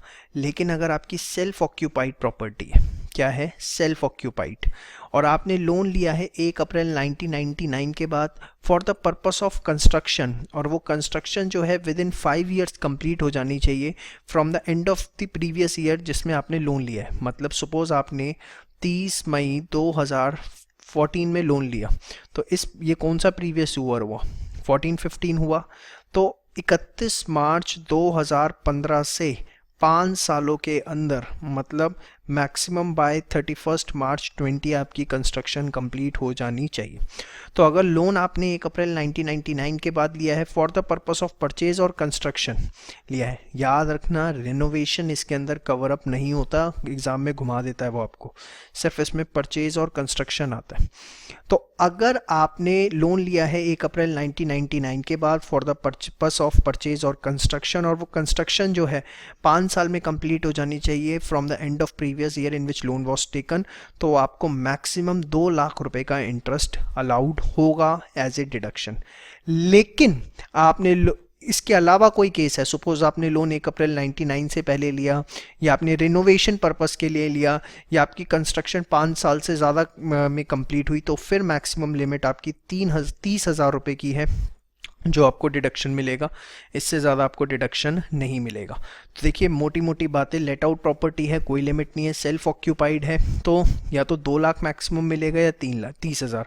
2 लाख कब? 1 अप्रैल 1999 के बाद है, कंस्ट्रक्शन के लिए, कंस्ट्रक्शन 5 साल में कंप्लीट हो गई। याद क्या रखना है कि रेनोवेशन उसमें कवर अप नहीं होता। इसके अलावा कोई केस है तो कितना मिल जाएगा? 30,000 रुपये का डिडक्शन। समझ में बात?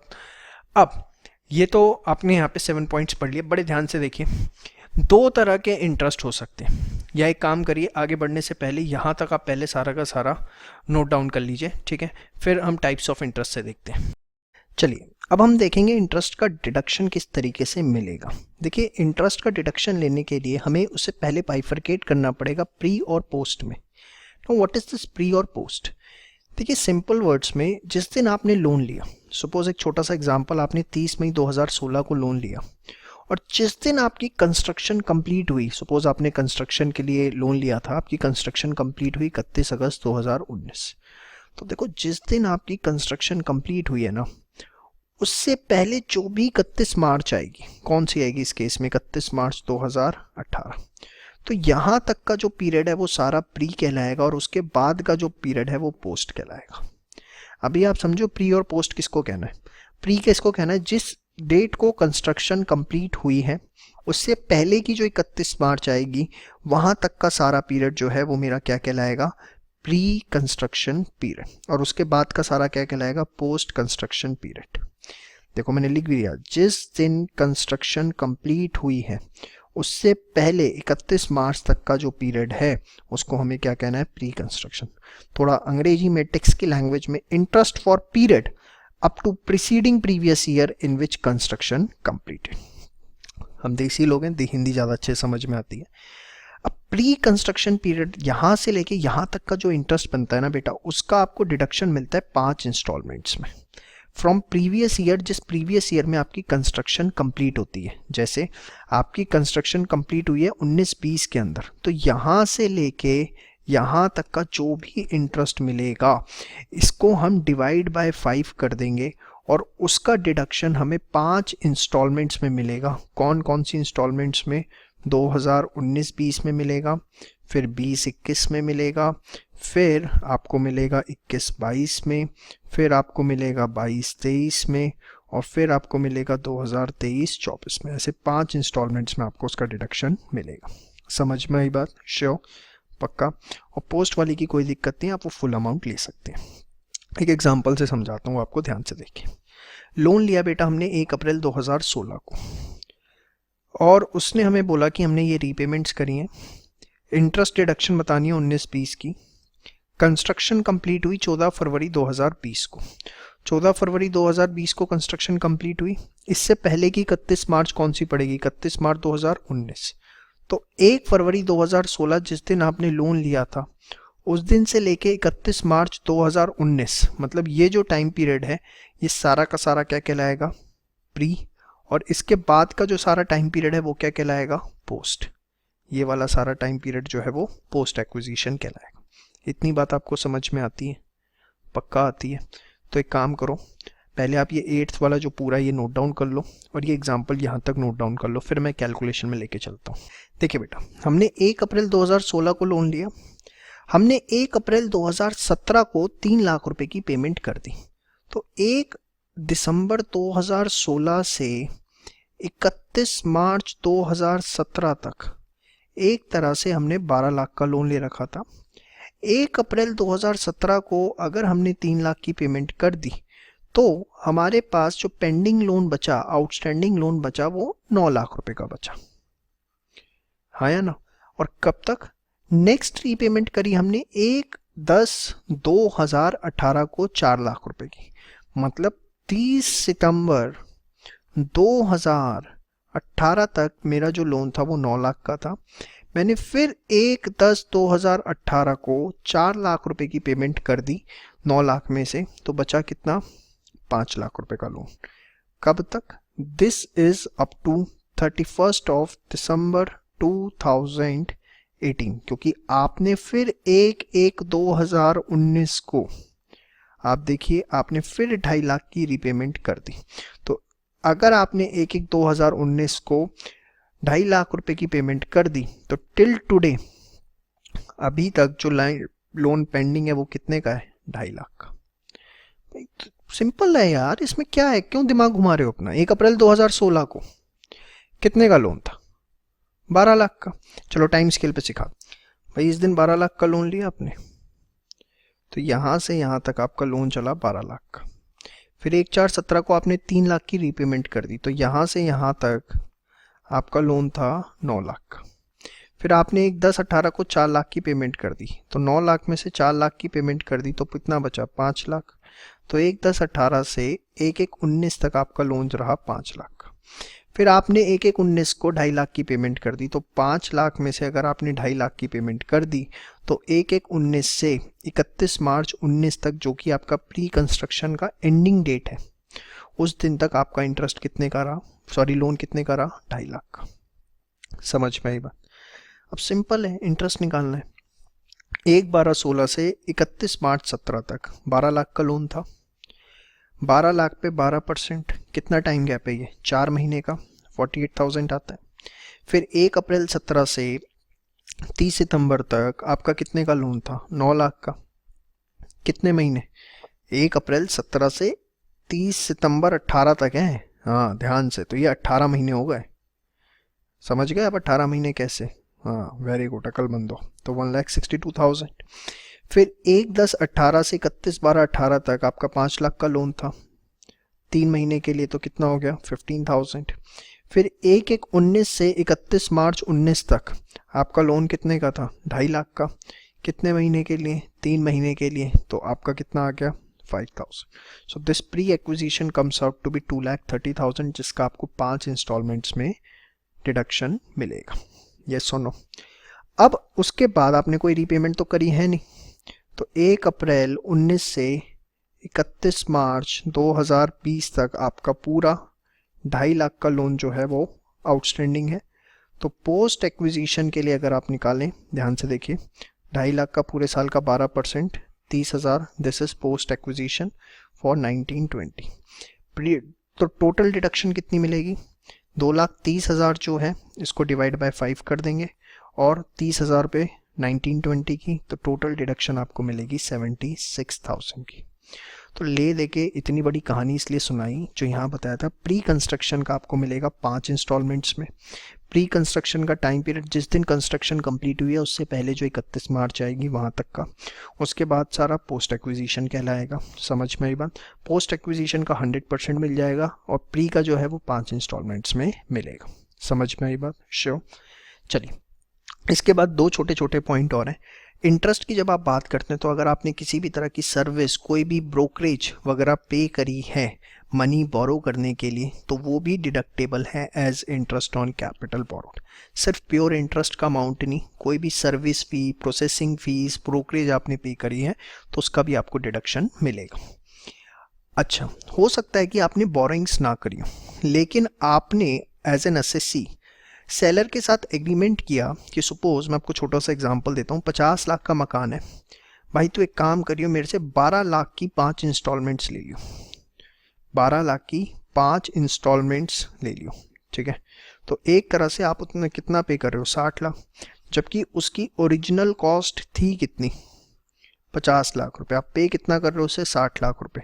सो the additional amount that you are paying to the seller of rupees 10 lakh is nothing but the interest, because you are paying the amount in installments? Yes or no?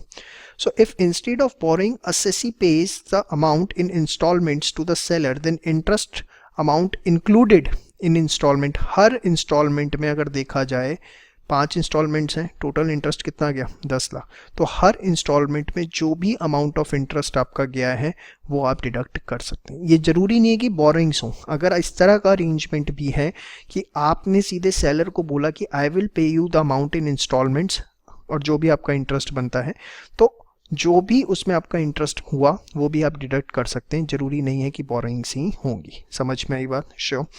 तो बेटा ये आपने 10 रेलिवेंट पॉइंट पढ़े in respect of interest, ठीक है। Calculation point of view से जो है वो तो 8th पॉइंट है, बाकी थ्योरी के पॉइंट ऑफ व्यू से एक एक दो नंबर के क्वेश्चन पूछ लिए जाते हैं, इसलिए सारी बातें जो है वो आपको पता होनी चाहिए, कोई भी चीज़ जो है वो आप इग्नोर नहीं कर सकते।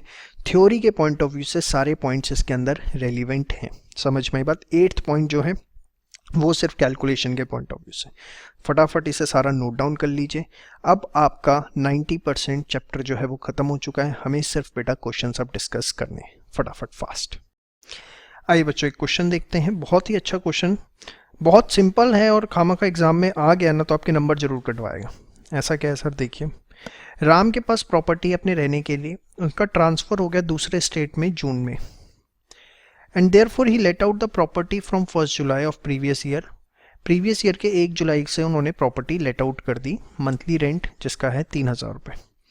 कॉरपोरेशन टैक्स जो है उस प्रॉपर्टी का 6000 रुपये, जिसमें से 50% जो है वो उन्होंने पे कर दिया 31 मार्च से पहले। मतलब हमें पता है कॉरपोरेशन टैक्स का पेमेंट बेसिस पे डिडक्शन मिलता है, तो 6000 का 50% दैट इज 3000 का डिडक्शन मिलेगा। इंटरेस्ट ऑन मनी बोरोड जो है वो 20,000 है। Compute income. अब सी, यहाँ पर अगर आप देखें तो जून तक उनकी जो प्रॉपर्टी थी वो सेल्फ ऑक्यूपाइड थी, उसके बाद उन्होंने लेट आउट करी है। तो here property was self occupied for first 3 months and thereafter he let out the property for 9 months। तो एक्चुअल रेंट आपका कितना है? 3000 multiply by 9 that is 27,000। Expected rent निकालने के लिए उन्होंने कोई भी चीज़ आपको नहीं बताई। तो इस क्वेश्चन में जब आपको इस तरह की कोई क्वेश्चन गिवन है तो आप मान लीजिए कि जो फेयर रेंट है वो इक्वल है एक्चुअल रेंट के। ये लिखने की ज़रूरत नहीं है, एक बड़ी कॉमन सी अजम्पशन है। अगर कुछ नहीं गिवन तो हम यही मानेंगे जो एक्चुअल रेंट है वही फेयर रेंट है, और उसके बेसिस पे आप अपना एक्सपेक्टेड रेंट निकाल लीजिए। पूरे 12 महीने का कितना बनेगा? 36,000 रुपये। हाँ या ना? श्योर भाई, कुछ नहीं गिवन ना म्युनिसिपल वैल्यू, ना फेयर रेंट, ना स्टैंडर्ड रेंट। तो आप क्या करोगे? जो एक्चुअल रेंट है मान लोगे कि वही फेयर रेंट था, उतने में ही चढ़ा होगा प्रॉपर्टी, तो उसके बेसिस पे एक्सपेक्टेड रेंट निकाल लिया। अब एक्सपेक्टेड रेंट ज़्यादा एक्चुअल रेंट से, तो हमें क्या निकालना पड़ेगा? Proportionate expected rent. अब बड़े ध्यान से देखना, 9 months आपने लेट आउट करा और 3 महीने सेल्फ ऑक्यूपाइड रहा, तो 36,000 which is a proportionate expected rent divided by 12, again multiply by 12। क्योंकि देखो मैंने आपको ये बताया था, यहाँ पे मल्टीप्लाई हम करते हैं किससे? यहाँ मल्टीप्लाई करते हैं जितने पीरियड के लिए वो आपका लेट आउट रहा प्लस सेल्फ ऑक्यूपाइड रहा। सिर्फ वेकेंट पीरियड नहीं लेते, वेकेंट तो रहा ही नहीं वो, let out plus self occupied. तो यहाँ प्रोपोर्शनेट एक्सपेक्टेड रेंट भी आपका कितना आता है? 36,000। और आप देखिए प्रोपोर्शनेट एक्सपेक्टेड रेंट जो है वो एक्चुअल रेंट से ज़्यादा है, और प्रोपोर्शनेट एक्सपेक्टेड रेंट अगर एक्चुअल रेंट से ज़्यादा होता है तो हम बोलते हैं कि it's not due to vacancy. मैं मान के चलता हूँ कॉन्सेप्ट आपके स्ट्रॉन्ग है और आपको बातें याद आ रही हैं। तो अब if it is not due to vacancy the expected rent will be equal to gross annual value which is 36,000। समझ में आई बात? श्योर, पक्का। अच्छा, सेकेंड पॉइंट, जो म्युनिसिपल टैक्सेस हैं वो एक्चुअल पेमेंट बेसिस पे अलाउड होते हैं, देयरफॉर डिडक्शन जो है वो आपको 50% मिलेगा। 6,000 का कितना? 3,000। तो ग्रॉस एनुअल वैल्यू आ गई 36,000। 3,000 आपको म्युनिसिपल टैक्स का डिडक्शन मिलेगा। तो देखिए फुल फ्लैश क्वेश्चन कैसे करना होता है। ग्रॉस एनुअल वैल्यू, उसमें से म्युनिसिपल टैक्सेस पेड, फिर आपने आ गई नेट एनुअल वैल्यू। जो भी नेट एनुअल वैल्यू आई उसका स्टैंडर्ड डिडक्शन आपने लिया 30%, ये 30% है किसका? 33,000 का, ये जो मैंने आपको बताया था। फिर इंटरेस्ट ऑन कैपिटल बोरोड आपको कैलकुलेटेड गिवन था, वो आप माइनस करेंगे तो इनकम फ्रॉम हाउस प्रॉपर्टी आपका आता है। तो इस तरीके से आपको पूरा कंप्लीट फुल फ्लैश क्वेश्चन जो है वो करना होता है हाउस प्रॉपर्टी का। समझ में आया? अगर आपके प्रोविज़न सारे दिमाग में हैं, चीज़ें सारी दिमाग में हैं, तो किसी प्रकार की कोई दिक्कत नहीं आएगी। प्रोविज़न आपके प्लस माइनस हैं तो ही क्वेश्चन करने में आपको दिक्कत आएगी, अदरवाइज़ कोई दिक्कत नहीं आएगी। क्वेश्चन आप नोट करिए, एग्जाम्पल, उसके बाद सॉल्यूशन आप खुद करिए। अच्छा, एक चीज़ ध्यान रखिएगा, ये जो नोट्स होते हैं ये आपको प्रॉपर लिख के आने पड़ते हैं कि भैया हमने पूरी वर्किंग जो है आपको वर्किंग नोट में दिखानी है। एक एक एक्सप्लेनेशन, कोई चीज़ जैसे आप 50% ले रहे हो, क्यों ले रहे हो, सब कुछ आपको लिख के आना है, जैसे मैं यहाँ लिख रहा हूँ। ये बात आपको ध्यान रखनी है, ठीक है बेटा। फटाफट इसको फटाफट सारा का सारा क्वेश्चन लिखिएगा, आंसर खुद करिएगा, फिर क्रॉस चेक करिएगा। Thank you. चलिए आइए बच्चों एक एग्जाम्पल करते हैं deem to be let out पे। देखिए हमने देखा कि अगर सेल्फ ऑक्यूपाइड प्रॉपर्टी है तो उस केस के अंदर दो प्रॉपर्टीज तक आपके पास एग्जेम्प्ट है, लेकिन अगर इसके अलावा आपके पास दो से ज़्यादा प्रॉपर्टीज हैं, जितनी भी ज़्यादा प्रॉपर्टीज हैं उसको हम क्या मान लेंगे, deem to be let out. अब किस तरीके से प्रैक्टिकल एप्लीकेशन उसकी होती है उसको देखते हैं। सपोज आपके पास 3 घर हैं, हाउस 1, हाउस 2, हाउस 3, जिनकी म्युनिसिपल वैल्यूएशन गिवन है, फेयर रेंट गिवन है, standard rent per annum given है, डेट ऑफ कंप्लीशन गिवन है 31 मार्च 2017, 18 और ये भी 18। Municipal taxes paid for house 2 and 3 only दिए हमने, एक्चुअली सिर्फ सेकंड और थर्ड के हैं, फर्स्ट का भी पे नहीं हो पाया, 12%, 8%, 10%। Interest on money borrowed for acquisition of house property, कितना इंटरेस्ट क्या हो इनको बाय करने में, एक्विजिशन है, परचेज 180, 80 और 75। अब देखिए यहां पर आपके पास 3 घर हैं, तो कोई भी 2 घर जो है वो आप सेल्फ ऑक्यूपाइड मान सकते हो, तीसरा घर जो है वो आपका deem to be let out होगा। अब कैसे टैक्स प्लानिंग उसकी पूरी की जाती है देखिएगा। हमारे पास क्या क्या ऑप्शंस बन सकते हैं। सबसे पहला ऑप्शन ये बन सकता है कि हम हाउस 1 और 2 इसको मान ले सेल्फ ऑक्यूपाइड, और जो हाउस 3 है उसको मान ले deem to be let out. पहला ऑप्शन ये हो सकता है। सेकेंड ऑप्शन हमने मान लिया कि हाउस 2 एंड 3 जो है वो सेल्फ ऑक्यूपाइड है और हाउस 1 जो है वो है deem to be let out, ठीक है। फिर नेक्स्ट ऑप्शन क्या हो सकता है कि हाउस 1 और 3 को सेल्फ ऑक्यूपाइड मान ले और हाउस 2 जो है उसको deem to be let out मान ले। यही 3 ऑप्शंस हमारे पास है, क्योंकि देखो लॉ ये कहता है कि आप कोई भी 2 घर सेल्फ ऑक्यूपाइड मान सकते हो और तीसरा आपका deem to be let out माना जाएगा। अब कौन से 2 घर सेल्फ ऑक्यूपाइड आप मान सकते हो, it is completely up to you. तो ये 3 ऑप्शंस उस हिसाब से निकल के हमारे पास आते हैं। अब हमें तीनों ऑप्शंस पे वर्कआउट करना है, कैसे करना है। सबसे पहले आप मानिए कि अगर आपने हाउस 1, हाउस 2 या हाउस 3 लेट आउट किया होता, deem to be let out, तो उसकी आपकी इनकम कितनी आती। अब वो किस तरीके से निकालेंगे, वही हमारा तरीका, म्युनिसिपल वैल्यूएशन और फेयर रेंट दोनों में से जो भी हायर होगा, but it can not exceed the standard rent per annum. तो देखिए यहाँ पर हाउस 1 के केस में दोनों में से जो भी हायर है दैट इज 150, और 150 और 1 लाख में से जो भी लोअर है दैट इज 1 लाख, ठीक है। फिर यहाँ पर 115, 175 दोनों में से जो भी हायर है दैट इज 175। फिर 165 से कंपेयर करेंगे जो भी लोअर है 165। सेम वे यहाँ पर 2 लाख 250 जो भी हायर है दैट इज 250। फिर कंपेयर करेंगे 240 से तो 240, ठीक है। फिर म्युनिसिपल टैक्सेस उसने बोले थे सिर्फ 2 और 3 के पे किए, तो 1 के केस में तो हम निल लेंगे।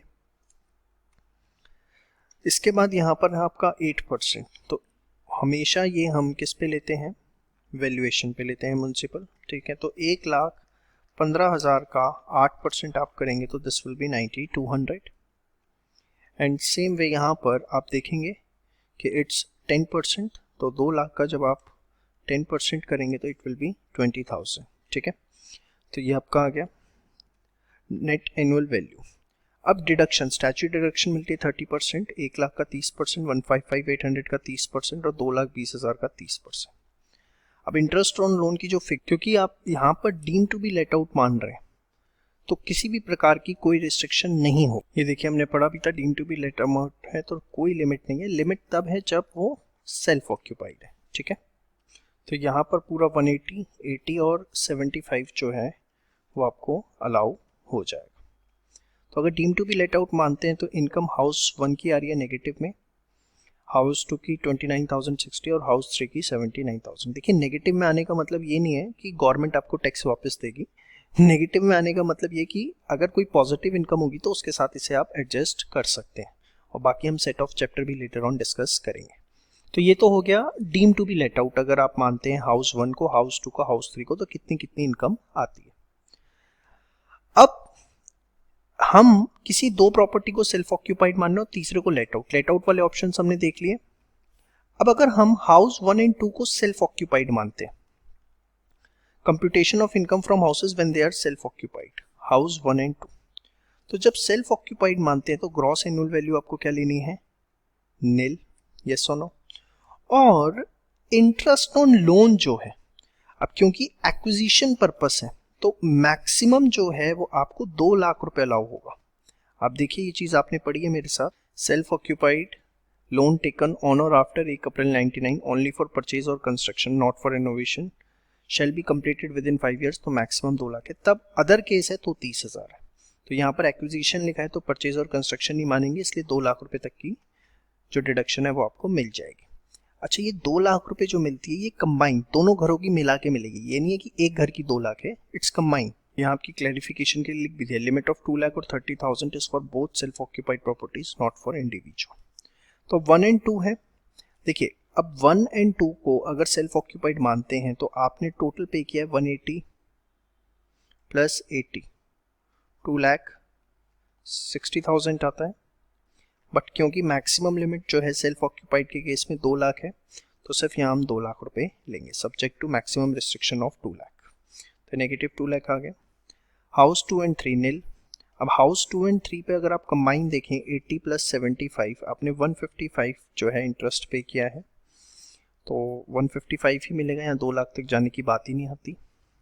हाउस 1 एंड 3 पर अगर आप देखें 1 पे है 180 और यहाँ पे है 75, तो 180 plus 75 comes out to be 255। तो यहाँ पर भी मैक्सिमम जो है आपको 2 लाख का डिडक्शन मिलेगा। तो ये आ गई income from house property when they are self occupied. आपने देखो अभी तक क्या किया उसको समझो मोटा मोटा। आपने जो लॉ ने कहा उस हिसाब से 2 घरों को सेल्फ ऑक्यूपाइड माना, एक को deem to be let out, और जो जो ऑप्शंस बन सकते थे वो ऑप्शंस लिए। स्टेप 1।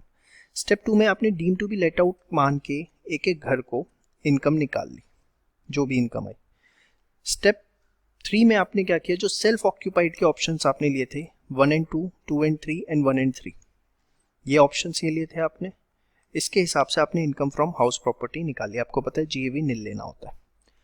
अब ऑप्शन 1 क्या था, house 1 and 2 are self occupied and house 3 is deem to be let out. 1 and 2 जो है वो सेल्फ ऑक्यूपाइड है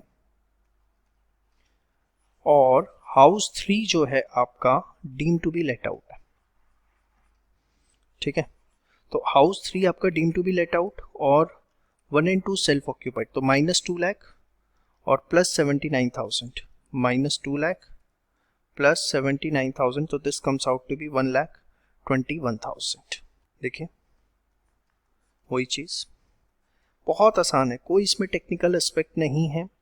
हाउस 2 एंड 3, हाउस 2 एंड 3 जो हैं वो आपके सेल्फ ऑक्यूपाइड है, तो माइनस 155, और हाउस 1 आपका deem to be let out है तो माइनस 10, तो यहाँ पर दोनों नेगेटिव हो गए, माइनस 265।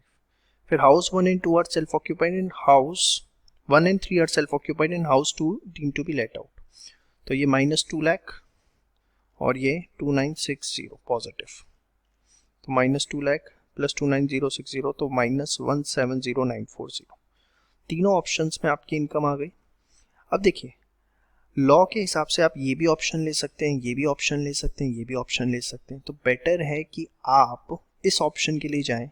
यहाँ आपकी नेगेटिव इनकम जो है वो ज़्यादा आ रही है, उससे आपको जो है सेट ऑफ में बेनिफिट मिलेगा। सेट ऑफ में क्या कि सपोज आपकी बिजनेस इनकम भी है, बिजनेस इनकम है आपकी 10 लाख रुपए की, तो आप क्या कर सकते हैं, इस 10 लाख रुपए की जो बिजनेस इनकम है आपके प्रॉफिट है उससे इस माइनस 2,65,000 को सेट ऑफ कर सकते हैं, और जो आपकी नेट इनकम आएगी 7,35,000 उसी पे आपको जो है इनकम टैक्स देना पड़ेगा। यही अगर तीनों पॉजिटिव होती तो सबसे लीस्ट वाला हम लेते, रीजन बीइंग उससे हमें कम से कम इनकम टैक्स देना पड़ता। ये आपके लिए यहाँ पर पॉइंट्स मेंशन भी कर दिए हैं, इसको बहुत अच्छे से कर लीजिएगा, वीडियो को 2 बार देखिएगा, क्योंकि एक बार में हो सकता है इतना अच्छा समझ में ना आए, लेकिन अगर आप 2 बार कंसंट्रेशन से देख लेते हैं तो आपको किसी प्रकार की कोई दिक्कत नहीं आएगी। चलिए नेक्स्ट एग्जांपल देखते हैं। Krishna has house having 2 identical units. मतलब समझे, एक प्लॉट ऑफ लैंड है, उस पे उन्होंने ग्राउंड फ्लोर बना रखा है और उसी के ऊपर first floor. First unit is self occupied and another is rented at 12,000 per month. एक उनकी सेल्फ ऑक्यूपाइड है और दूसरा उन्होंने रेंट पे दे रखी है। Rented unit was vacant for 3 months. Standard rent, municipal valuation, fair rent. देखिए, एक ही हाउस में 2 आइडेंटिकल यूनिट्स हैं और ये जो डिटेल्स आपको गिवन है ये सारी हाउस की गिवन है। उस हाउस में से एक यूनिट आपको माननी पड़ेगी सेल्फ ऑक्यूपाइड और एक यूनिट आपकी लेट आउट है। तो ये सारी चीजें डिवाइड बाय 2 होंगी, क्योंकि ये हाउस की पूरी डिटेल गिवन है और उसे हमें उस हाउस में 2 यूनिट्स हैं। समझ में आई बात? Municipal tax, light and water, interest and capital borrowed, insurance charges, painting charges, तो इन सब का तो कोई डिडक्शन मिलता नहीं except interest on capital borrowed. Compute income from house property of mister Krishna. चलिए, सबसे पहले सेल्फ ऑक्यूपाइड जो है, सेल्फ ऑक्यूपाइड के केस के अंदर we know that annual value, net annual value हम क्या लेते हैं? निल। डिडक्शन अंडर सेक्शन 24 30% वाली निल होगी। इंटरेस्ट अगर आप देखें तो 2,000 रुपीज़ पर मंथ है, तो साल का कितना हो जाता है? 2,000 मल्टीप्लाई बाय 12, 24,000, और ये पूरे के पूरे हाउस का है। तो अगर आइडेंटिकल यूनिट्स हैं, दोनों एक जैसी हैं, तो यूनिट 1 यूनिट 2, यूनिट 1 का हो जाएगा कितना? 12,000 और ये हो जाएगा 12,000। ठीक है, तो 12,000 का डिडक्शन मिलेगा। और देखिए, कोई भी केस हो, चाहे वो 2 लाख वाला हो सेल्फ ऑक्यूपाइड में, 30,000 वाला हो, 12,000 का डिडक्शन लेने में कोई दिक्कत नहीं है, क्योंकि अगर 30,000 से ज़्यादा हो रहा होता, सपोज ये 35,000 होता, तो हम कंडीशंस चेक करते कि 2 लाख तक जा सकता है या नहीं। तो 12,000 है और 30,000 तक की तो in any case limit allowed है ही, तो 12,000 का डिडक्शन लेने में हमें कोई दिक्कत नहीं है। ये नेगेटिव 12,000 आ गया। यूनिट 2 जो हमने लेट आउट करी 12,000 रुपये पर मंथ पे, यस और नो? तो देखिए, रेंट रिसीव्ड हुआ 12,000 इंटू 9 1,08,000। एक्सपेक्टेड रेंट निकालेंगे आप, तो म्युनिसिपल रेंट और फेयर रेंट दोनों में से जो भी हायर होगा, और ये हाफ ऑफ वैल्यू ले रहे हैं क्योंकि जो आपको वैल्यूज़ गिवन है वो फुल हाउस की गिवन है। फिर उसे स्टैंडर्ड रेंट से कंपेयर करेंगे, इसका हाफ दैट इज़ 1,10,000, तो जो भी लोअर होगा 110। अब अगर आप देखें एक्सपेक्टेड रेंट ज़्यादा है रेंट रिसीव्ड से, तो is it due to vacancy? तो प्रोपोर्शनेट एक्सपेक्टेड रेंट निकालेंगे, तो 1,10,000 डिवाइड बाई 12 मल्टीप्लाई बाय 9, क्योंकि 3 महीने वैकेंट रहा था ना, क्वेश्चन में गिवन है आपको, तो इसलिए मल्टीप्लाई बाय 9। अब मैं समझता हूँ आप इस चीज़ के एक्सपर्ट बन चुके हैं। 80 to 500। अब प्रोपोर्शनेट एक्सपेक्टेड रेंट जो है वो कम है एक्चुअल रेंट से, तो it is due to vacancy होगा।